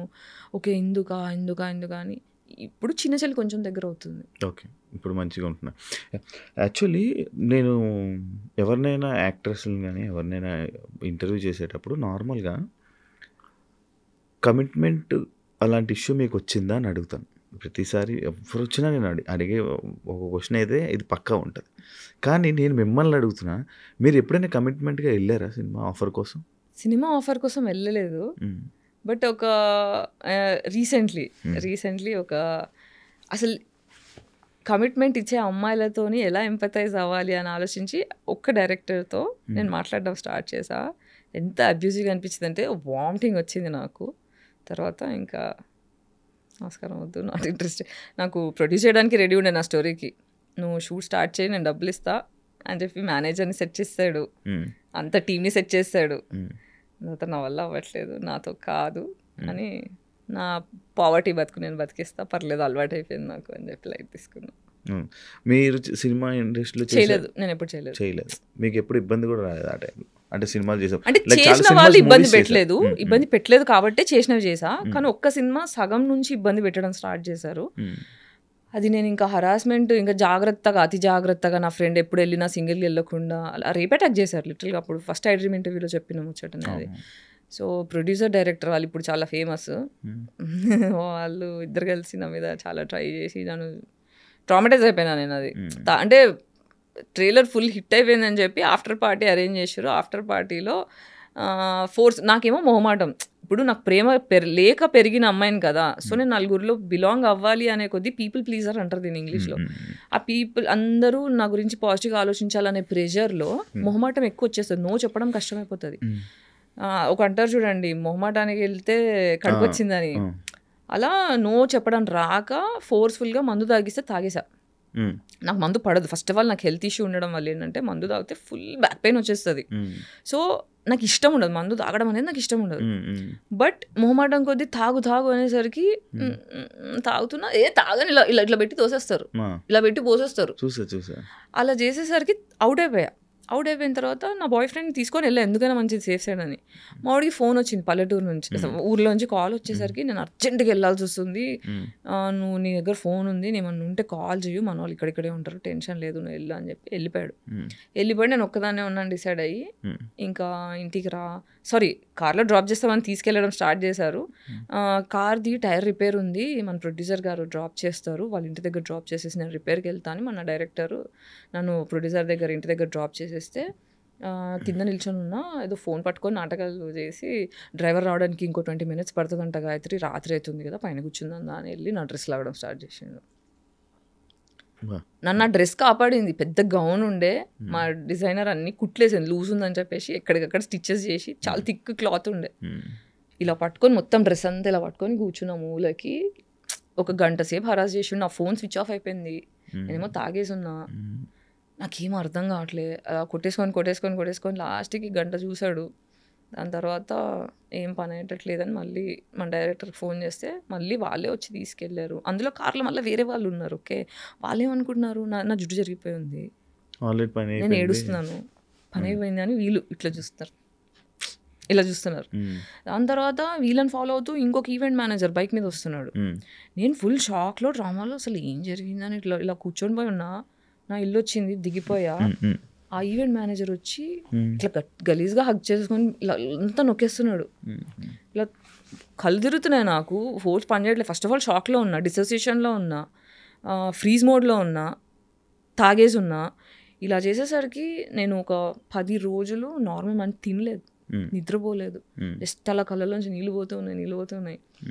సో ఇలా జరిగిన తర్వాత ఇంకా ఆ సినిమా అయిపోయేదాకా నా బాయ్ ఫ్రెండ్ని పక్కన పెట్టుకొని నేను రాను, నేను ఒక్కదాన్ని వెళ్ళాను. అది కూడా ఎందుకు వెళ్ళా అంటే, ఇప్పుడు ఇది జరిగింది, ప్రూఫ్ లేవు, నేను ప్రూఫ్ చేసుకోలేను. అప్పటికి నేను ఆ సినిమా మీకు తెలిసిపోతుంది, నేను సడన్గా మాయమైపోతాను. ఎండింగ్లో క్లాస్లో నేను కనిపించాను. ఎందుకు ఈ క్యారెక్టర్ మాయమైపోయింది అని క్వశ్చన్ వస్తుంది ఆడియన్స్కి. నేనేంటంటే ఇప్పుడు అందరికీ ఏం చెప్పాడు, గాయత్రి సీరియస్గా లేదు, నాకు ఫోన్లు ఎత్తట్లేదు, టైం ఇవ్వట్లేదు, అసలు అమ్మాయికి సిన్సియారిటీ లేదు, అలా ఇలా అని నా గురించి నెగిటివ్గా మాట్లాడడం స్టార్ట్ చేశాడు. ఆ మాట నిజం అవ్వద్దు, నా సినిమాలు వేరే సినిమాలు పాడగవద్దు, ఈమెకి వర్క్ ఎథిక్స్ లేవు, ఈమె హార్డ్ వర్క్ చేయదు అన్న పేరు ఖరాబ్ కావద్దని ఒప్పుకున్నా. కాబట్టి ఫినిష్ చేస్తా అన్నట్టు జాగ్రత్తగా ఫినిష్ చేసుకున్నా. గాయత్రి గుప్తా అంటే క్యూట్నెస్, అదైతే క్యూటే. నేను చాలా అంటే ఫ్యామిలీ ఆడియన్స్లో బాగా కనెక్ట్ అయిన అమ్మాయి సడన్గా ఎందుకు ఇలా అయిపోయింది, ఎందుకు ఇలా చేస్తుంది వీడియోలు, యూట్యూబ్లో వీడియోలు, ఏమైంది ఈ అమ్మాయికి అనే క్వశ్చన్స్ మొదలయ్యడం స్టార్ట్ అయినాయి. అంటే తన లైఫ్ని తనే ఖరాబ్ చేసుకుంది అని అనే వాళ్ళకి ఎవరికి లైఫ్ ఖరాబ్ చేసుకోవాలని ఉండదు. చిన్నప్పటి నుంచి ఏంటంటే ఇంట్లో ట్రామా రావడం వల్ల బేసిక్గా డార్క్ కామెడీ అనేది ట్రామా రెస్పాన్స్. మీరు ఎవరైనా చూడండి, ఎక్కువ నవ్వుతున్నారు, ఎక్కువ నవ్వుపిచ్చే వాళ్ళు ఉంటారు, ఎక్కువ జోకులు చెప్పే వాళ్ళు ఉంటారు, వాళ్ళ లోపల చాలా డిప్రెషన్ ఉంటుంది. అది దాచిపెట్టుకోవడానికి కామెడీ అనేది డిఫెన్స్ మెకానిజం అనమాట. సో ఎవరైతే ఎక్కువ నవ్విస్తుంటారో అందరినీ సంతోషం పెట్టడానికి ఎవరైతే ప్రయత్నిస్తుంటారో వాళ్ళు జీవితంలో సీక్రెట్గా డిప్రెషన్లో ఉన్నారు. ఓకే, సో నేనేంటంటే చలో ఇంట్లోంచి అయితే వచ్చేసిన 25 తర్వాత వెళ్ళగొట్టారు, ఇంట్లోంచి పంపించేశారు, బయటికి వచ్చిన తర్వాత చలో నా లైఫ్ నా కంట్రోల్లోకి వస్తుంది కదా, అమ్మాయ హ్యాపీగా ఉన్నా అనుకున్నా. కానీ సోషల్ ట్రామా గురించి నాకు తెలియదుగా. ఓన్లీ ఇంట్లో వాళ్ళే అబ్యూస్ చేస్తారని తెలుసు, కానీ బయట వాళ్ళు అబ్యూస్ చేస్తారని తెలియదు. ఇది ఒక షాక్. కానీ ఇది ఎవరికి చెప్పుకోవాలి, నేను జస్టిస్ ఎక్కడ తెచ్చుకోవాలి, నన్ను ఎవరు సపోర్ట్ చేస్తాడు, నా డివోర్స్ తెచ్చుకోవడానికే తల కింద నేలకు రాయాల్సి వచ్చింది. లాయర్స్ అబ్యూస్ చేశారు, పోలీస్ స్టేషన్లో ఎవరు దేకరు. సో అసలు ఒక అమ్మాయి సింగిల్గా ఉంటే ఎవరు దేకరు. వీళ్ళైతే గెలుకుదామని చూస్తారు, ఎందుకంటే ఎవడు అడిగేటోళ్ళు లేడు. సో ఇవన్నీ చూసిన తర్వాత జస్టిస్ అనేది జోక్, జస్టిస్ అనేది డబ్బులు లేకపోతే, మొగోడు సపోర్ట్ సిస్టమ్ లేకపోతే justice is joke for a women. అందుకే ఫెమినిస్ట్ అయినా నేను, ఉత్తగానే కాలే. సో నేను ఎప్పుడు నవ్వుకుంటూ బయటికి కనిపించాను, ఎందుకంటే నువ్వు హెల్దీగా ఉంటే, నవ్వుకుంటూ ఉంటే, క్యూట్గా ఉంటేనే ఇండస్ట్రీ పట్టించుకుంటుంది. నీ ప్రాబ్లమ్స్ ఎవరికి కావాలి, నీ ఆరోగ్యం బాగాలేకపోతే ఎవరికి కావాలి, నువ్వు బాధలో ఉంటే ఎవరికి కావాలి. అదే కదా సొసైటీ. డబ్బులు సంపాదిస్తున్నావా, క్యూట్గా ఉన్నావా, నా సినిమాకి పనికి వస్తావా, అంతకన్నా ఎవరికి అవసరం లేదు. కాబట్టి నా బాధను ఎప్పుడు దాచుకొని ఉంచా. అది ఎంత దాచుకున్నా అంటే స్పైన్ వంకరయ్యి అతుక్కునేదాకా ఎఫెక్ట్ అయింది. అంటే నాకు 2 years బ్యాక్ తెలిసింది. అంటే ఓన్లీ పెయిన్ కిల్లర్స్ ఇస్తున్నారు డాక్టర్స్, మొత్తం ఎప్పుడు 15 ఏళ్ళ నుంచి పెయిన్ కిల్లర్స్, ఫిజియోథెరపీ ఇవే నడుస్తుంది. కానీ యాక్చువల్ రీజన్, రూట్ కాజ్ ఏంటి, అసలు ఎందుకు వస్తుంది నాకు. నేను ఆయుర్వేదిక్ లైఫ్, ఇప్పుడు మా పేరెంట్స్ ఎంత ట్రామా చేసినా ఆయుర్వేదిక్ లైఫ్ స్టైల్ నాది. శిబిరాల్లో పెరిగా, వేదాలు నేర్చుకున్నా. ఎవ్రీ సమ్మర్ హాలిడేస్ మమ్మల్ని శిబిరంలో 1 month వేసేవాళ్ళు. వేదాలు నేర్చుకోవడం, హోమం చేయడం. ఇంట్లో మేము 5 కూర్చొని మొత్తం హోమం చేస్తాం. అవి కూడా వీడియోస్ చేయబోతున్నాం మెల్లిగా. సో అట్లా స్పిరిచువల్ ఫ్యామిలీలో పెరిగాను, కానీ ప్రేమ దొరకలేదు కదా. సో ప్రేమ దొరకకపోవడం వల్ల ఏమవుతుందంటే అది లోపల కూర్చుండిపోయింది, పెయిన్ అంతా కూర్చుండిపోయింది. ఆ కూర్చొని స్పైన్ ఇట్లా వంకరైపోయింది. మెడిసిన్స్ దొరకట్లేదు, ఇంత హెల్దీ లైఫ్, నేను జంక్ ఫుడ్ తినను, నాకు బ్యాడ్ హ్యాబిట్స్ లేవు, మసాలాలు తినను, బిర్యానీలు తినను, అడ్డమైన నూనె తినను, చాలా ఆర్గానిక్గా డీటాక్స్, చిన్నప్పటి నుంచే మా ఇంట్లో డీటాక్స్ అలవాటు, యోగా అలవాటు. నేను యోగా ఛాంపియన్, నేషనల్ ఛాంపియన్, నేను కరాటే వచ్చేసాను చిన్నప్పుడు, గ్రీన్ బెల్ట్ దాకా ఉంది. సో ఇంత హెల్దీ లైఫ్ స్టైల్ పెట్టుకొని ఇంత చేసి నా ఆరోగ్యం ఎందుకు పాడైంది అనే ఒక క్వశ్చన్ నన్ను ఎప్పుడు హాంట్ చేసేది. దీని రూట్ కాజ్ ఏంటి, అసలు ఎందుకు వచ్చింది నాకు ఇది అని ఎప్పుడు కొట్టుకునేదాన్ని. డాక్టర్ దగ్గర వెళ్ళిన ప్రతిసారి ఎంఆర్ఐ స్కాన్లు, ఆ స్కాన్లు, ఈ స్కాన్లు అన్నీ తీస్తారు, కానీ నార్మల్ ఏం లేదు, నువ్వు జస్ట్ ఎక్కువ ఆలోచిస్తున్నావు, వెళ్ళిపో. దీన్ని మెడికల్ అబ్యూస్ అంటారు. అంటే నీ బాధని కరెక్ట్గా డయాగ్నోస్ చేయకుండా వచ్చిన పేషెంట్ని దులిపేసుకున్నావా, నాకు 4 డబ్బులు వచ్చాయని ఆలోచించే డాక్టర్లు ఉండడం వల్ల చాలామంది అమ్మాయిలు ఆటోఇమ్యూన్కి బలి అయ్యారు. ఇప్పుడు సెన్సెస్లో తెలుస్తుంది ఏంటంటే 80% of women have autoimmune condition all over the planet. That is because of depression given by patriarchy. అందుకే పెళ్ళిలో అవ్వట్లే, ఆడవాళ్ళు క్రిమినల్స్ తయారవుతున్నారు. నేను యాక్చువల్గా ఇందాక మీరు ఒక పాయింట్ని నేను మిస్ అయిపోయి మళ్ళీ వేరే క్వశ్చన్లోకి వెళ్ళిపోయాను. డబ్బులు క్రౌడ్ మీకు ఏదో ఇబ్బంది అయితే హెల్త్కి నేను క్రౌడ్ ఫండెడ్ చేసుకున్నాను అని అన్నారు. ఇప్పుడు ఎలా ఉంటున్నారు మరి మీకు? ఇప్పుడు ఎలా? ఇప్పుడు క్రౌడ్ ఫండింగ్ చేసినప్పుడు కూడా నాకు ఒక 15 లక్షలు అట్లా అవసరం ఉండే. క్రౌడ్ ఫండింగ్లో ఎంత 2 lakhs ఏమో వచ్చాయి. అందులోంచి కొంచెం మంచి పర్సంటేజే ఆ క్రౌడ్ ఫండ్ వెబ్సైట్ వాళ్ళు తీసేసుకున్నారు. ఆ ప్రమోషన్, ఈ ప్రమోషన్ అని చాలా బాధేసింది. దాని తర్వాత బాగా ఆలోచిస్తే ఒక్క phone call can change my life, ఒక్క phone call can change my life అని అనుకున్నా. సరే క్రౌడ్ ఫండ్కి హెల్ప్ అవుతుంది, ఐ డ్రీమ్కి వచ్చి ఇక్కడ ఇంటర్వ్యూ చేసా, 2-3 ఇంటర్వ్యూస్ చేసా, so that people will know, they will give money. But కొన్ని వచ్చాయి, స్కూల్ ఫ్రెండ్స్ కొంతమంది, ఫ్యాన్స్ కొంతమంది, ఎంత వేస్తారు, అలా ఒక 2 lakhs దాకా అయింది. బట్ ఒకసారి ట్రై చేద్దామని సందీప్ రెడ్డి వంగ ఫ్రెండ్ అనమాట నాకు, ఫిదా టైంలో యాక్టింగ్ చాలా బాగా చేసామని ఫేస్బుక్లో నాకు మెసేజ్ పెట్టి నంబర్ షేర్ చేసుకొని అట్లా పరిచయం అయ్యారు. సో సందీప్కి మెసేజ్ చేసా, పెద్దది ఒక మెసేజ్ పెట్టా, సందీప్ ఇలా ఉంది నా పరిస్థితి, నాకు అర్థం కావట్లేదు ఏం చేయాలో, I really need some help, నాకు ఇన్ని డబ్బులు అవసరం ఉన్నాయి, కనీసం నాకు ఒక 50% ఆఫ్ మనీ వచ్చినా I can start my treatment. నేను బెడ్ రిడన్ అయిపోయినా, 1 year అవుతుంది, ఏం లేదు, మా ఓనర్కి డబ్బులు కట్టుకోలేదు, ఖాళీ చేయమంటున్నాడు, ఇలాంటి పరిస్థితుల్లో నీ రిపోర్ట్స్ పంపించు గాయత్రి అన్నాడు.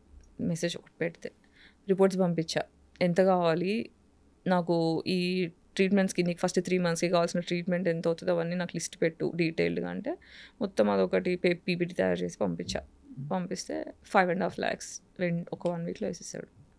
కలవలేదు, ఏం లేదు, జస్ట్ ఒక మెసేజ్, 2-3 మెసేజ్లో 1 weekలో వేసేసిండు డబ్బులు. సో అలా ట్రీట్మెంట్కి వెళ్ళి 1 month బెంగళూరులో ఉండి, మళ్ళీ ఇంకోసారి వెళ్ళి ట్రీట్మెంట్స్ తీసుకొని, అక్కడ యోగా, బ్రెత్ వర్కౌట్. ట్రామా అంటే లోపల కూర్చున్న కోపం, నాకు న్యాయం జరగలేదు, చిన్నప్పటి నుంచి అన్యాయం జరుగుతూ ఆ లోపల దాచుకున్న కోపం అంతా కూర్చుండిపోయింది. దాన్ని రిలీజ్ చేసి కుండలిని వైక్నింగ్ అంటారు అనమాట, అది breathing exercise through, meditation through, yoga through, ప్రాణాయామం త్రూ చేస్తాం. సో అలా 21 days సైకిల్ ఒకటి చేస్తూ, డీటాక్స్ లోపల ఉన్న డీటాక్స్ చేస్తూ, పంచకర్మ ఒక ట్రీట్మెంట్ ఉంది. పంచకర్మ దగ్గర నుంచి నాకు ఎంత రిలీఫ్ స్టార్ట్ అయిందంటే, కూర్చొని ఏడ్చుకున్నా నేను. ఓకే చలో అంటే, నాకు డాక్టర్స్ నువ్వు చచ్చిపోతావు నాకు చెప్పేశారు, నువ్వు చచ్చిపోతావు, దీనికి సొల్యూషన్ లేదు, పెయిన్ కిల్లర్స్, పెయిన్ మేనేజ్మెంట్ తప్ప ఏం లేదని. నాకు అక్కడ నుంచి భయం అయ్యి, ఎవడేమనుకుంటే నాకేంటి, నేను ఫస్ట్ చావడం ఏంటని చెప్పి క్రౌడ్ ఫండ్ ఆప్షన్ చేసుకున్నామా, ఎందుకంటే ఫ్యామిలీ కూడా లైట్ తీసుకున్నారు నన్ను. తీసేసుకునేసరికి ఇంకా ఆప్షన్ లేదన్నట్టు అది చేసుకున్నా. సో అమ్మయ్య నేను చచ్చిపోను, I can live, now I know how to heal myself. నా హీలింగ్ నేను అర్థం చేసుకున్నా. ఫస్ట్ ఇది ట్రామా వల్ల వచ్చింది, ఆ ట్రామా రిలీజ్ చేసుకొని ఫర్దర్గా ట్రామా ఇయ్యని మనుషులతో మాత్రమే స్నేహం చేయాలి, ట్రామా ఇచ్చేవాళ్ళు వద్దు అని డిసైడ్ అయితే 90% నా సర్కిల్ మొత్తం కట్ అయిపోయింది. ఇప్పుడు నా జీవితంలో 4 మిగిలారు. అంటే నాకు అర్థమైంది ఏంటంటే, ఒక మనిషి అవసరం కొద్దీ నేనున్నాను, కానీ నా అవసరం కొద్దీ ఎవరు లేరు నా జీవితంలో. అందరికీ నేను అమ్మనైపోయా ఎమోషనల్లీ, అందరికీ ఇస్తున్నా ఆమె గివర్. ఎందుకంటే ఇంట్లో నాకు ఇవ్వడం జరగలేదు. సో ఇవ్వకపోతే ఒక చైల్డ్ ఎంత సఫర్ అవుతుంది, ఇలా ఎవ్వరు సఫర్ అవ్వకూడదనే ఒక కసి కొద్దీ నాకు జరిగింది ఇంకెవరికి జరగకూడదని, ఎవరైనా బాధలో ఉంటే వాళ్ళని తీసుకొచ్చి ఇంట్లో పెట్టుకొని వాళ్ళకి హెల్ప్ చేసి, అందరినీ ప్రేమ చేసి, అందరిని చూసుకొని అలసిపోయా. ఇప్పుడు ఈ లాస్ట్ కుండలిని అవేక్నింగ్ అయిన తర్వాత, ట్రీట్మెంట్స్ అయిన తర్వాత కొంచెం స్పిరిచువల్ జర్నీ స్టార్ట్ అయింది. నాకు దేవుడు పరిచయం అయ్యాడు. 10 ఏళ్ళుగా గట్టిగా ఏథిజం అని మాట్లాడా. నాకు I got introduce to God, I found God. So అట్లా ఐ స్టార్టెడ్ హీలింగ్. అంటే దేవుడు పరిచయం అవడం అంటే మనకి బేసిక్గా ఏమవుతుందంటే ఇక్కడ పీనల్ గ్లాండ్ అని ఒక గ్లాండ్ ఉంటుంది తల్లో. ఆ పీనల్ గ్లాండ్ ఎప్పుడు మనం తినే ఆర్టిఫిషియల్ ఫుడ్ వల్ల ఫ్లోరిన్ వాటర్, ఫ్లోరిన్ పేస్ట్లు, క్లోరిన్ వాటర్, స్విమ్మింగ్ పూల్లో ఉండేవి, స్నానం చేసే నీళ్లు, ఇలా రకరకాల విధాలుగా పీనల్ గ్లాండ్ మొత్తం క్యాల్సిఫికేషన్ వచ్చేస్తుంది. అంటే మీరు ఇప్పుడు for example water heater rod నీళ్ళలో పెడితే ఇట్లా తెల్ల పొరలా వస్తుంది, అలా మన పీనల్ గ్లాండ్ చుట్టూ క్యాల్సిఫికేషన్ అయిపోతుంది. దానివల్ల మన స్పిరిచువల్ కనెక్షన్ కట్ అయిపోతుంది. అవునా? సో ఈ కుండలిని అవేకనింగ్ లో ఏం చేస్తారంటే పీనల్ గ్లాండ్ ని డీకాల్సిఫై చేస్తారు. అంటే క్యాల్సిఫికేషన్ ని తీసేసే ప్రాసెస్లు ఉంటాయి ఆయుర్వేదాలు. దానివల్ల స్పిరిచువల్ కనెక్షన్ స్టార్ట్ అయ్యి you will start understanding the concept of God, you will understand what is universe, అసలు మనం ఎందుకు పుట్టామో, మన పర్పస్ ఏంటి, యాజ్ అ సోల్ మనం ఏంటి, మన బాధ్యతలు ఏంటి, మనం చేయాల్సినవి ఏంటి, ఇవన్నీ అర్థం అవడం స్టార్ట్ అవుతాయి. సందీప్ రెడ్డి వంగ గారు మీకు అంత క్లోజ్, ఆయన ప్రాజెక్ట్స్లో మీకు ఆఫర్స్ రాకపోవడానికి రీజన్ ఏమైనా ఉందా? అది నాకు తెలియదు. అంతవరకే. అంటే ఎప్పుడో ఒకసారి రిప్లై చేస్తాడు ప్రాజెక్ట్స్కి. ఎప్పుడు మధ్యలో ఒక ప్రాజెక్ట్ వేరే వాళ్ళ ఫ్రెండ్తో ఇప్పించాడు, Gayatri you should do this project అని చెప్పి నన్ను రెఫర్ చేశాడు. కానీ నాకు ఆ డైరెక్టర్ నచ్చలేదు. నచ్చకపోవడం అంటే యాంగర్ ఇష్యూస్ ఉండే ఆ డైరెక్టర్కి. సో రిహార్సల్ సెషన్లో అంటే ఏదన్నా అటు ఇటు అయితే చాలా రూడ్గా బిహేవ్ చేసేవాడు. నాకేమో సెల్ఫ్ రెస్పెక్ట్ మనిషి, నాకు రెస్పెక్ట్ లేకపోతే కష్టం. ఒకసారి చూసా, 2 సార్లు చూసా, 3వ సారి అడ్వాన్స్ రిటర్న్ ఇచ్చేసి నన్ను క్షమించండి, మీకంటే నాకన్నా ప్రాజెక్ట్ పెద్దది, ఈ ప్రాజెక్ట్లో నేను ఉంటే నేను న్యాయం చేయలేను, మీ మీద రెస్పెక్ట్ ఉంది కానీ నేను ఇందులో ఫిట్ అవ్వను అని చెప్పి పద్ధతిగా చెప్పి వచ్చేసా బయటికి. నాకు మీ నోస్ పిన్ ఎందుకు పెట్టుకున్నది? ఇదా? This is a basically indication that I'm bisexual, pansexual. అవునా? నాకు కాదు అనే దానికి ఇది నాకు తెలియదు అసలు ఇప్పుడు దాకా, నాకు ఇవన్నీ ఏం తెలియవు. అవునా? ఓకే. అంటే మేజర్లీ ఇప్పుడు స్పెక్ట్రమ్ చైల్డ్ అని చెప్పడానికి, ఓకే, సెక్షువాలిటీతో సంబంధం లేదు, I belong to queer community, I mean neuro divergent అని చెప్పడానికి ఇది ఒకటి. అవునా? ఎంతమంది అమ్మాయిలతో కలిసి ఉంటారు మీరు ఇప్పటిదాకా? యాక్చువల్లీ అమ్మాయిల దగ్గరికి వెళ్ళి ఏం అడుగుతారు? ఏం చేయలేదు నేను ఇప్పటిదాకా. అదే కదా 40 yearsకి వచ్చిన తర్వాత బయట చెప్పాకి ఆమె పాన్సెక్షువల్. నేను ఇది ధైర్యంగా చెప్పగలుగుతాను, నాకు నేను ధైర్యం తెచ్చుకొని బయట మాట్లాడడానికి నాకు 40 ఏళ్ళు పట్టింది. ఇప్పుడు నాకేంటంటే జస్ట్ బికాజ్ ఐఎమ్ బైసెక్షువల్ అమ్మాయి దొరికిందా చేసా అలా కాదు. పడాలి, నచ్చాలి, ఈక్వేషన్స్ ఏమి ఉండాలి అవన్నీ ఉంటాయి అబ్బాయితో ఎలా అలాగే. కానీ అంత ఇంప్రెసివ్ అయిన అమ్మాయిలు కూడా దొరకలేదు నా జీవితంలో. అబ్బాయిలతో నేను ఎంత ట్రామా గురయ్యానో అమ్మాయిలతో కూడా అంత ట్రామా గురయ్యా. కాబట్టి నన్ను అంటే నేను తొందరగా ఇంప్రెస్ అవ్వలేను, అట్లా కష్టపడాలి. ఇష్టమైన అబ్బాయిలు అంటే లవ్ చేస్తున్నారు నార్మల్గా బేసిక్గా ఇప్పుడున్న జనరేషన్. లవ్ అంటే కలవడం కోసమే. ఎలా కలవడం అంటే ఫిజికల్గా కలవడం కోసమే. అదే నేను ఎప్పుడు చేయలేదా? వచ్చినాను.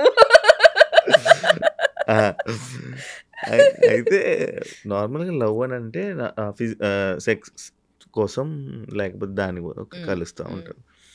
ఇప్పుడు సంభోగం. ఇప్పుడు మ్యాక్స్ లవ్ అంతా ఇలాగే ఉండడానికి రీజన్ ఏమైనా ఉందనుకుంటున్నా? Trauma response. Hyper sexuality is trauma response. చెప్తా దానికి ఎలాగో ఎక్స్ప్లెనేషన్ ఇస్తా. బాడీకి జనరల్గా మనం సేఫ్ అని ఫీల్ అవ్వడానికి డైలీ 8 నుంచి 12 హగ్స్ కావాలి. అది కూడా ఏంటి, నిమిషం పాటు కనీసం 20 సెకండ్లు మనం పట్టుకొని సెక్స్ ఉద్దేశం లేకుండా, ప్లటానిక్ అంటే నాకు సెక్స్ ఉద్దేశం లేదు, నువ్వు సేఫ్ అని ఫీలింగ్ ఇవ్వడానికి అమ్మనో నాన్ననో అక్కనో చెల్లినో ఉద్దేశం లేకుండా, ఆ ఉద్దేశం లేకుండా మనం పట్టుకునే 8 నుంచి 12 హగ్స్ కావాలి. అప్పుడు మన బాడీ సేఫ్టీ అని ఫీల్ అవుతుంది. ఓకే, నువ్వు సేఫ్గా ఉన్నావు సొసైటీలో అని ఫీల్ అవుతుంది. మనము పాతకాలంలో చూస్తే మనకి జాయింట్ ఫ్యామిలీలు ఉండేవి. అమ్మ ఒళ్ళోనో తాతయ్య ఒళ్ళోనో అమ్మమ్మనో పట్టుకోవడమో ఇవన్నీ మనకి ఫిజికల్ టచెస్ దొరికేవి. కాబట్టి కొంచెం ప్రశాంతంగా ఉన్నారు. ఇప్పుడు ఏంటంటే పరిగెత్తు. ఇప్పుడు మనము రోబోట్లా పరిగెట్టే మనుషులం కాదు, చిల్లవడానికి పుట్టాం. ఇప్పుడు ప్రపంచంలో మనుషులు తప్ప ఏ జంతువులన్నా తీసుకోండి, అన్ని జంతువులు కూడా ఆకలి అయినప్పుడు వేటాడుతాయి, మిగతా టైంలో చిల్లవుతాయి. మనం మాత్రమే పరిగెడుతున్నాం. పరిగెడుతున్నాం. సో ఈ పరిగెత్తడం వల్ల ఏమవుతుందంటే మన లోపల అడ్రినల్ రష్, కార్టిజాల్, ఈ 2 నెగిటివ్ హార్మోన్స్ పెరుగుతాయి. పెరిగినప్పుడు ఏమవుతుంది, మన గుండె ఒక స్పీడ్లో కొట్టుకోవాల్సింది, అయ్యా నేనేం పని చేయట్లే, నేను డబ్బులు సంపాదించట్లే, నాకు ప్రేమ దొరకట్లే, ఇది మనకు తెలియకుండా సబ్ కాన్షియస్ బ్రెయిన్ బాడీ యాంగ్జైటీలోకి వెళ్ళిపోతుంది. యాంగ్జైటీలోకి వెళ్ళిపోయినప్పుడు బాడీ ఏం చేస్తుంది, నిన్ను ఫోర్స్ చేస్తుంది పాజిటివ్ హార్మోన్స్ కావాలి నాకు అని. పాజిటివ్ హార్మోన్స్ కావాలంటే ఆర్గాజం కాగానే ఏమవుతుంది, ఆహా అనిపిస్తుంది. So that is the dopamine hit. So నీకు చేసిన ప్రతిసారి you are feeling better and you are getting physical touch.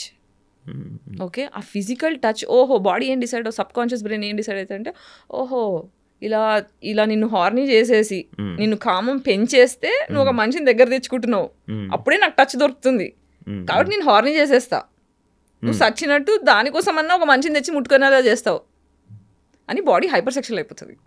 బో ఇన్నున్నాయా, ఇన్నున్నాయమ్మా. ఇది యాక్చువల్ మామూలుగా నాకు నా పర్సనల్ డౌట్, పెళ్లి చేసుకుంటా నేనా?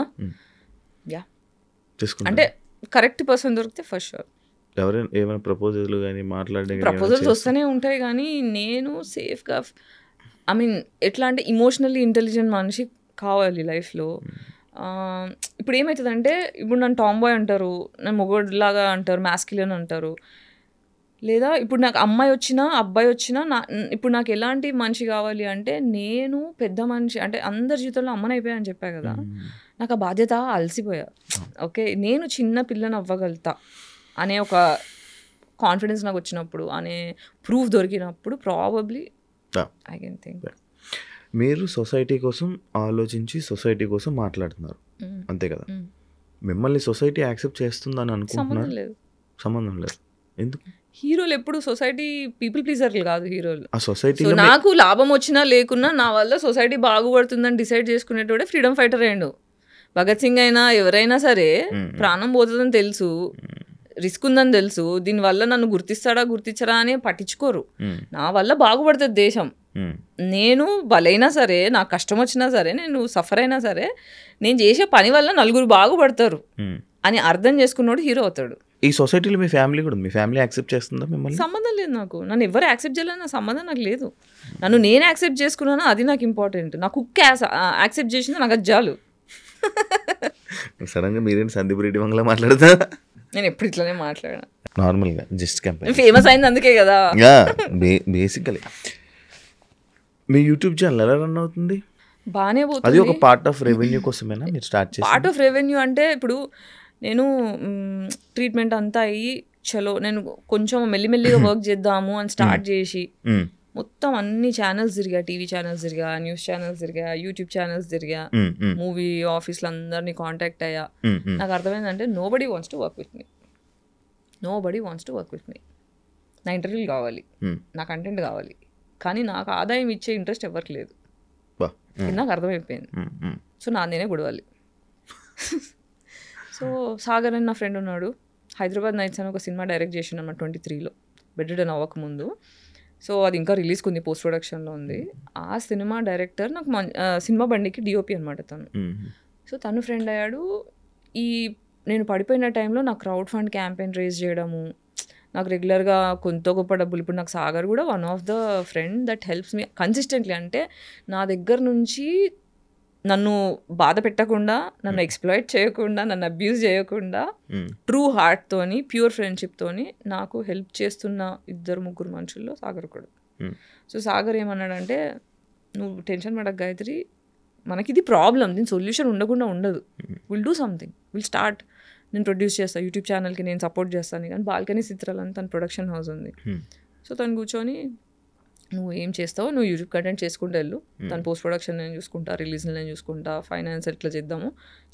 ఇప్పుడు నాకు రాదు పని, నువ్వు కొత్త నేను కొత్త, నేను ఫిల్మ్ మేకర్ని, నాకు యూట్యూబ్తో సంబంధం లేదు, but will try doing something అని చెప్పి అలా స్టార్ట్ చేసాం. అంటే ఇప్పుడు యూట్యూబ్ ఎందుకు ఉంది అంటే, నా వాయిస్ ఇప్పుడు ఒక యాక్ట్రెస్ అన్న తర్వాత, ఒక పబ్లిక్ పర్సన్ అన్న తర్వాత, you should be alive in the media.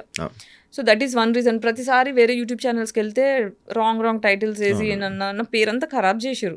నేను ఎంపవర్ చేద్దామని వస్తే నన్ను డిస్పవర్ చేసేసారు. సో వేరేళ్ళ దగ్గరికి వెళ్ళి నా పేరు పాడు చేసుకోవడం ఎందుకు, నా వాయిస్ నా ఫస్ట్ హ్యాండ్ వాయిసే వెళ్ళాలి, వేరేళ్ళ కంట్రోల్లోకి వెళ్ళకూడదు, నా ఇమేజ్ నా కంట్రోల్లో ఉండాలనే ఉద్దేశంతో నా యూట్యూబ్ ఛానల్ స్టార్ట్ చేసుకున్నా.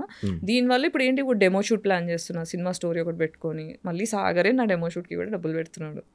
సో ఇప్పుడు యాక్చువల్గా మొన్న షూట్ చేయాల్సింది, హీరో కోసం వెతుకుతున్నా. మీ డైరెక్షన్కి మీకు మంచి అవార్డ్స్ వచ్చాయని విన్నా, మీకు ఆ టాలెంట్ కూడా ఉంది కదా? ఉంది, టాలెంట్ ఒకటి సరిపోతుందా? చాలా మందికి తెలుసు లేదు కదా మీ డైరెక్షన్, మీ అవార్డ్స్కి, మీ అవార్డ్స్ చిన్న గురించి. చిన్న చేసా, సినిమాలు చేయలేదు కదా, సినిమా చేస్తే ఆ చిన్న వాటికి అన్ని వచ్చాయంటే పెద్ద చేస్తే ఎలా వస్తుందో మీ థాట్ ప్రాసెస్కి, మీకు దానికి. అంటే ఎలాంటి హీరో కావాలి? ఇది ఒక లవ్ స్టోరీ చేస్తున్నా. ఈ లవ్ స్టోరీలో 40-year-old ఫీమేల్, 30-year-old మేల్. నేను పనికిరానా? నాకు కరెక్ట్ అదే మాట్లాడదామని అనుకుంటున్నారు లోపల, అంటే ఫస్ట్ టైం కదా మనం కలవడము. కింద రాగానే శివ ఏజ్ ఎంత ఉంటుంది, శివని అడుగుదామా, 29-30 దగ్గరలో ఉన్నా, సరిపోయా శివ కరెక్ట్. సో ఈ సినిమా మొత్తం లవ్ రొమాన్స్. ఓకే, నీకు ఓకేనా? నాకు ఓకే. సరే అయితే అయిపోయినాక మాట్లాడు. రెమ్యునరేషన్ ఇవ్వలేను, పేద డైరెక్టర్, నాకు రెమ్యునరేషన్ తో అవసరం లేదు, కంటెంట్. సరే డెమో వరకు అయితే, డెమో షూట్ వరకు అయితే చూద్దాం, తర్వాత. ఎప్పుడు జాబ్ చేయాలని అనిపించలేదా మీకు? అనిపించే అన్ని తిరిగా, నేను ఏం జాబ్ చేయగలుగుతానో దాన్ని బట్టి అన్ని ప్లేసెస్లో తిరిగా. చూడాలి, ఇంకా I'm trying to figure out. ఇప్పటికీ మీకు చెప్తే మరి 3 నెలలు అవుతుంది నేను రూమ్ రెంట్ కట్టుకొని. కాకపోతే మా ఓనర్ ఏంటంటే, నేను 10 ఏళ్ళ నుంచి సేమ్ ఓనర్స్ అనమాట. సో వాళ్ళ ఫస్ట్ నేను 2 bedroom 2 BHKలో ఉండేదాన్ని. మళ్ళీ ఇప్పుడు నాకు పెంట్ హౌస్ కావాలి అని మొండికి చేస్తే, మా షిజ్జుగాడు ఉన్నాడు, సన్లైట్ లేదు, నాకు విటమిన్ డి డెఫిషియన్సీ ఉంది, సన్లైట్ కావాలి అని చెప్పి పెంట్ హౌస్ అంటే మా అందే ఉంది ఇంకోటి చూడని, మళ్ళీ అక్కడ 4 years ఉన్నా, మళ్ళీ ఇక్కడ ఆల్మోస్ట్ 11 years నుంచి సేమ్ ఓనర్స్ అనమాట. సో వాళ్ళు ఏంటంటే నా మీద అభిమానం ఏంటంటే, ఒక్కతే కష్టపడుతుంది, ఒక్కతే మళ్ళీ అలర్ చేయను, మళ్ళీ కాలనీలో ఏమైనా లొల్లులు అయితే నేను వెళ్ళి చూస్తుంటా. సో అట్లా కోవిడ్ టైంలో కూడా చాలామంది సఫర్ అవుతూ కన్స్ట్రక్షన్స్ అవుతుంటే వాళ్ళందరికీ ఒక 300 ఫ్యామిలీస్కి ఫుడ్ సప్లై చేసిన, NGOస్తో టైఅప్ చేసి, టీవీ ఛానల్స్లో లైవ్ ఇచ్చి, నా ఫేస్బుక్లో ఇన్స్టాగ్రామ్లో లైవ్లు ఇచ్చి, అలా అయినా NGOస్తోని వేరే కంట్రీస్ నుంచి డబ్బులు పంపించి అలా చాలామందికి సెట్ చేశాను అనమాట. సో కాలనీలో అందరూ బేసిక్గా నన్ను గుర్తుపట్టి నాకు రెస్పెక్ట్ ఇస్తారు, not just because I'm an actress, because there is అట్లా. సో అట్లా మంచితనం కొద్దీ సరే వెయిట్ చేస్తాలే గాయత్రి అయినప్పుడు చేద్దు కానీ అలా మా ఓనర్స్ కూడా కొంచెం. నాకు వింటుంటే అదలా ఉంది అంతే. అంటే ఒకప్పుడు బాధపడేదాన్ని, నాకు ఎందుకు ఇలా జరుగుతుంది, ఐ డోంట్ డిజర్వ్ దిస్, నేను మంచి మనసున్న మనిషిని, నాకు ఇలా చేయకూడదు, సొసైటీ మంచోళ్ళతో మంచిగా ఉండాలి అని. కానీ వీఆర్ ఆల్ జస్ట్ ఒక గేమ్ నడుస్తుంది ప్రపంచంలో, అందరు గేమ్లు ఆడుతున్నారు. ఈ గేమ్లో మనం జస్ట్ ఒక పాత్ర, దాన్ని ఎందుకు అంత సీరియస్ తీసుకుంటున్నా అనిపించింది. ఓకే, ఒక ప్రాబ్లం వస్తే సొల్యూషన్ ఉంటుంది, సొల్యూషన్ కోసం ప్రయత్నిద్దాం. ఫస్ట్ నేను బాధపడడం మానేసా, ఇమోషనల్ అవ్వడం మానేసా. ఇమోషనల్ ఎవరికి అవుతా అంటే, నా వాల్యూ తెలిసిన వాళ్ళ కోసం మాత్రమే ఇమోషన్, నా వాల్యూ తెలియని వాళ్ళకి ఇమోషన్ తీసేసి లాజిక్స్ పెట్టడం స్టార్ట్ చేసా. మరి ఆ ఎమోషనల్ పోస్ట్ ఎందుకు పెట్టాను? ఒక 3 days బ్యాక్ నా గురించి ఆలోచించుకొని పెట్టాను. నేను చెప్తా వినండి, మధ్యలో ఆ పోస్ట్ మీరు చదివారా కింద? నేను చదివా, మీ బ్రేకప్ గురించి, మీ ఫీలింగ్ గురించి ఎక్స్ప్రెస్ చేసి కరెక్ట్గా అర్థం చేసుకోలేదు. నేను ఏం రాశానంటే, ఇప్పుడు క్యాజువల్ డేటింగ్ అనేది చాలా టాక్సిక్, ఇది చాలా కాంట్రవర్షియల్ అనిపిస్తుంది ఎవరికి, పాతకాలం మనుషులకి, కన్జర్వేటివ్ పీపుల్కి చాలా కాంట్రవర్షియల్ అనిపిస్తుంది. But this is truth. ఇది ఓన్లీ యంగర్ పీపుల్కి, ఎవరైతే ట్రామాలో కొట్టుకుంటున్నారో వాళ్ళకి మాత్రమే జవాబులు ఇచ్చే పోస్ట్ ఇది. అంటే నాకు లాస్ట్ ఇయర్ నుంచి రెవల్యూషన్స్ వస్తున్నాయి అనమాట. రెవల్యూషన్స్ అంటే స్పిరిచువల్ కనెక్షన్ స్టార్ట్ అయిన దగ్గర నుంచి, చిన్నప్పటి నుంచి నాకు జరగని జస్టిస్లకి, క్వశ్చన్స్కి అన్నిటికీ ఒక్కొక్కటి ఆన్సర్స్ దొరుకుతున్నాయి. సో మధ్యలో ఏమైందంటే 2023లో బ్రేకప్ అయిపోయిన తర్వాత ఎక్స్ట్రీమ్ సెక్షువల్ ట్రామా, నాకు ఆ బ్రేకప్లో కూడా నాకు నా పెళ్ళైంది ఉండే, నాకు ఫోర్స్ఫుల్గా పెళ్ళయింది. ఆ పెళ్ళిలో కూడా నాకు ఎక్స్ట్రీమ్ ట్రామా, లిటరల్ తట్టుకోలేక 5 stitches ఉన్నాయి, సూసైడ్ అటెంప్ట్ చేసుకున్నా. అంటే the kind of things I went through, నేను ఎలా బ్రతుకున్నానో నాకు తెలీదు, నేను హోస్ట్లో ఎలా ఉన్నానో నాకు తెలీదు, నేను సైకో కానీ, పిచ్చిదాన్ని కానీ, చచ్చిపోవడం కానీ, మూడిట్లో ఎందుకు జరగలేదో నాకు తెలియదు. ఫోర్స్ఫుల్ పెళ్ళి అంటే మా పేరెంట్స్ డివోర్స్ అయిపోయింది, ఇంట్లో నలుగురు ఏమనుకుంటారు అని చెప్పి తొందరగా పెళ్లి చేసేసేయాలని ఫోర్స్ఫుల్గా. మా అమ్మ అయితే పాయిజన్ బాటిల్ పెట్టుకొని, నువ్వు చేసుకోకపోతే నేను చచ్చిపోతాను కూర్చొని. నాకు అప్పటికే అర్థమైపోయింది వీళ్ళు టాక్సిక్ ఉన్నారు, వీళ్ళతో నేను సంతోషంగా ఉండలేను. నేను చెప్పాను, అమ్మ ఇప్పుడు ఈ పెళ్లి చేసుకుంటే నేను సంతోషంగా ఉండలేను, కానీ నేను ఈ మాటకు రెస్పెక్ట్ ఇస్తా, నువ్వు చేసుకోమంటే నేను చేసుకుంటా, కానీ నీకు నా సంతోషం ఇంపార్టెంట్ అయితే ఇది పెళ్ళి వద్దు, క్యాన్సిల్ చేయించేసే, వీళ్ళు మాటలు ఒకటి ఉంది చేష్టలు ఒకటి ఉంది, వీళ్ళు కరెక్ట్ కారు అని చెప్తే బాటిల్ పెట్టుకుంది. అవన్నీ నాకు సంబంధం లేదు, పెళ్ళి చేసుకో అంతే. అంటే లిటరల్గా మండపం వెళ్ళేటప్పుడు కూడా నాకు ఇట్లా పారిపోవాలా అని ఉండే. కానీ పాపం మా అమ్మ ఒక్కతే అయిపోయింది, మా అమ్మకి చెడ్డ పేరు నేను తీసుకురావద్దు అని ఎంత లోపల కుమిలి వెళ్ళి చేసుకున్నా. పెళ్ళి అప్పగింతలు అవుతాయి కదా, అప్పగింతలప్పుడు మా అమ్మ నన్ను హక్ చేసుకొని అమ్మ వాళ్ళు మిస్ యూ అని చెప్పి ఇట్లా హక్ చేసుకుంటే మా అమ్మ ఒక డైలాగ్ కొట్టింది, నా మనసు తిరిగిపోయింది తెలుసా. చూడు ఇట్లా హక్ చేసుకొని చెవులో చెప్తుంది, నేను వదిలించుకోవడానికి పెళ్ళి చేస్తున్నా, మళ్ళీ నా జీవితంలోకి రాకు, just get out of my life అని మళ్ళీ ఇలా లేచి ఇలా సరే బెట్ట బాగా వెళ్ళిపోయింది. నేను ఫ్లిప్ అయిపోయా. ఒక అమ్మ అందరి ముంగలు ఒకలాగా, ఎవరు లేనప్పుడు ఒకలాగా, సీక్రెట్గా ఒకలాగా అలా ఎలా ఉండగలుగుతారు అనే షాక్లో ఉండిపోయినా. నాకు ఇదే మా అమ్మ మెంటాలిటీ ముందు తెలుసుంటే నేను పారిపోయేదాన్ని ఇంట్లో నుంచి. యాక్చువల్లీ యూఎస్కి వెళ్ళకపోవడానికి రీజన్ ఇదేమో, ఇది ఎప్పుడు వచ్చింది. సో ఇలా జరిగాయి. సో నాకు అందుకే పెళ్ళి అంటే భయం, పెద్దోళ్ళు అంటే భయం. అంటే అది భయం అంటే భయపడను, కానీ సబ్కాన్షియస్ యాంగ్జైటీ అది. అందుకే పెళ్ళి జోలికి వెళ్ళాలంటే. కానీ ఇప్పుడు మీరు ఇందాక నేను అడిగినప్పుడు పెళ్లి చేసుకుంటా ఇష్టం అని అన్నారు, కానీ మిమ్మల్ని మళ్ళీ మంచిగా చూసుకునే పర్సన్, ఆ టైము, అలాంటి వ్యక్తి మీ లైఫ్లోకి వస్తారని మీరు అనుకుంటున్నారా? అంటే వస్తే మంచిది, లేకపోతే ఇట్స్ ఓకే, ఇలానే గడిపేస్తాం. మనము జీవితంలోకి ఒంటరిగానే వస్తాం, ఒంటరిగానే పోతాం, మధ్యలో ఈ డ్రామా అంతా.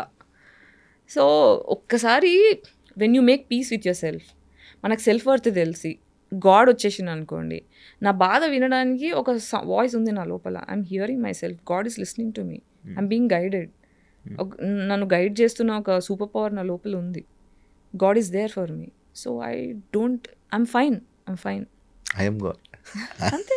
నేను దేవుడు, నువ్వు దేవుడు, అంటే మనం అందరం దేవుళ్ళమే, జస్ట్ వీ డోంట్ రియలైజ్ అంతే.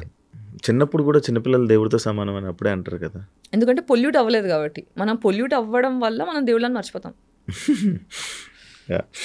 అంటే మరి గుళ్ళకి వెళ్ళడం అవన్నీ జరుగుతుంటున్నాయి కదా. ఇంతకుముందు వెళ్ళేదాన్ని కాదు, కానీ ఇప్పుడు వెళ్తున్నాం, గుడికి వెళ్తున్నా, గుడిలో వెళ్ళి మెడిటేషన్ చేసుకుంటా, ఎనర్జీస్ అబ్జర్వ్ చేసుకుంటా.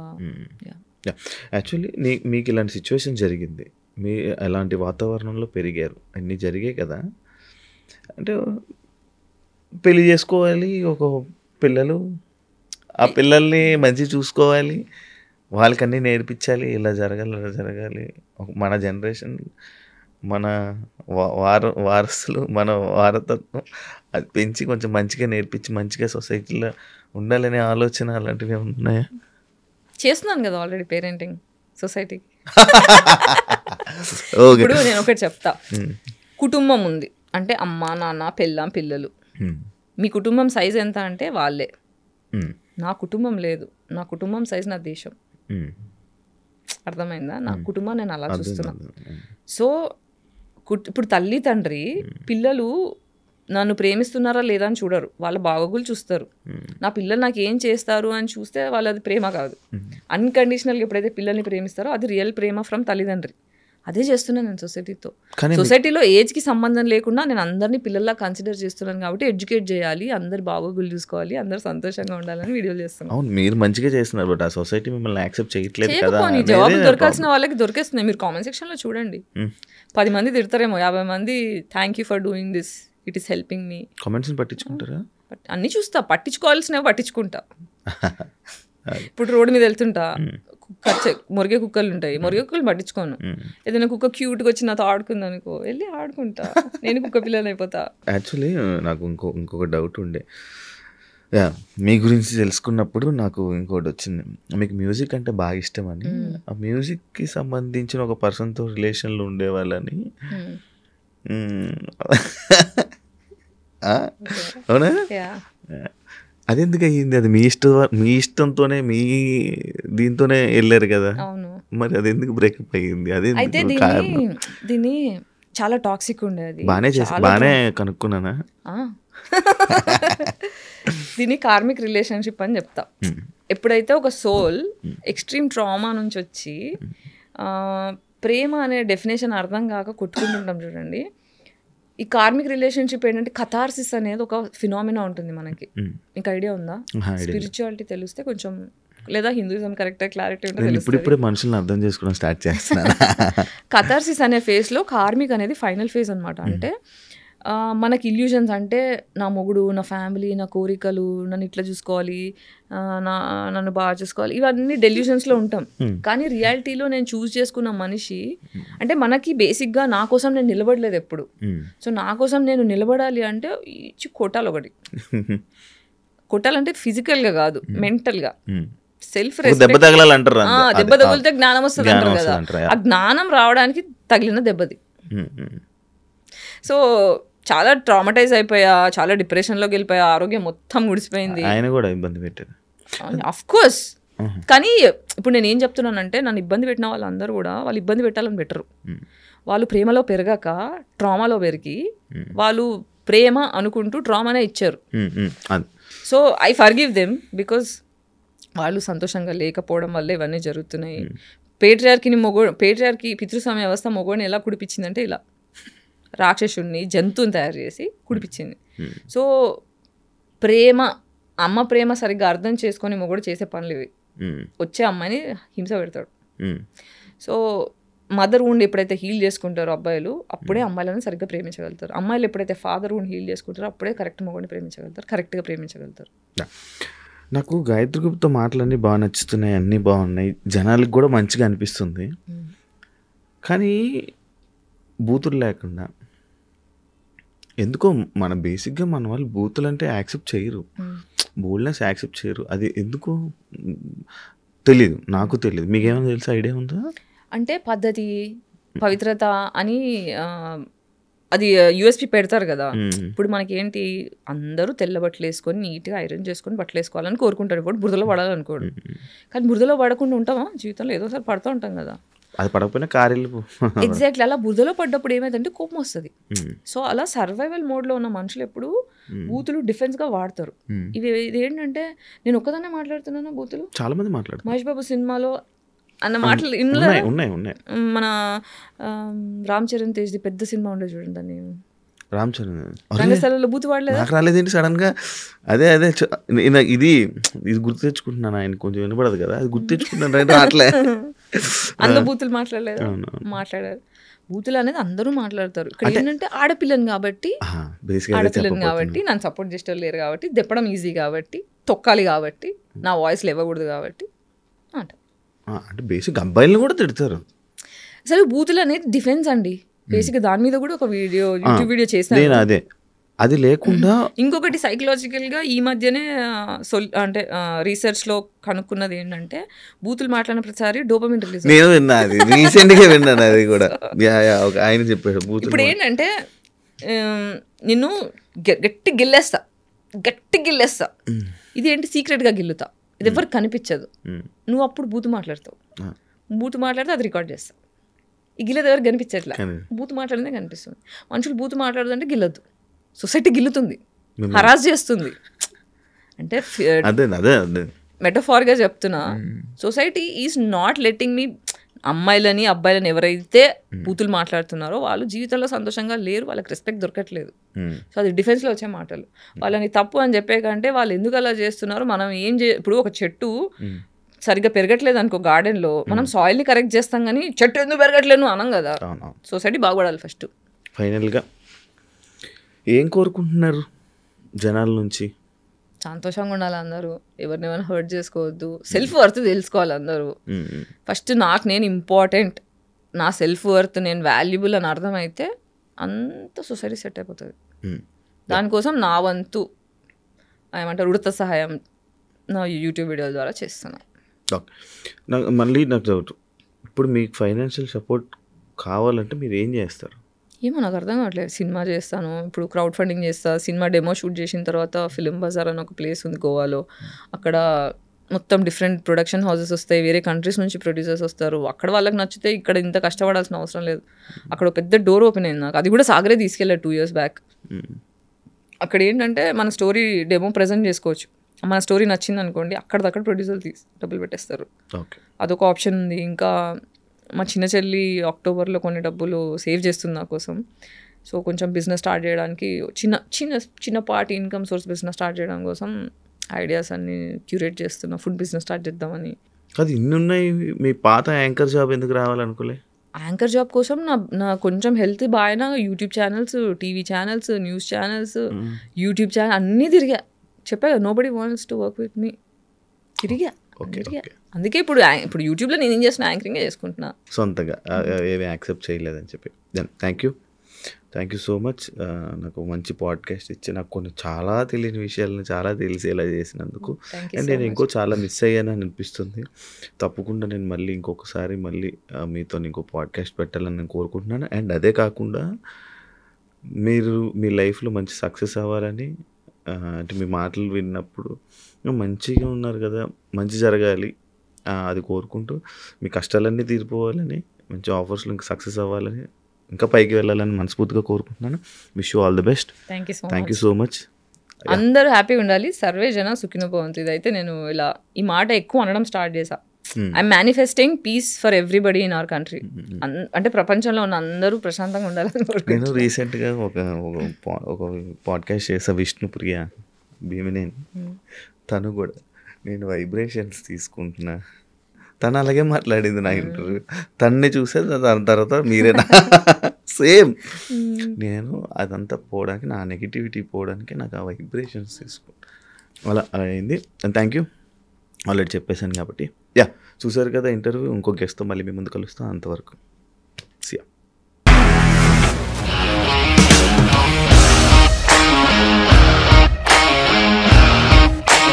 ఇండస్ట్రీలో కమిట్మెంట్ ఇష్యూస్ వస్తే నీకు కూడా వచ్చినట్టు? మార్నింగ్ తీసుకెళ్ళాడంటే కొట్టి పడేసాడు.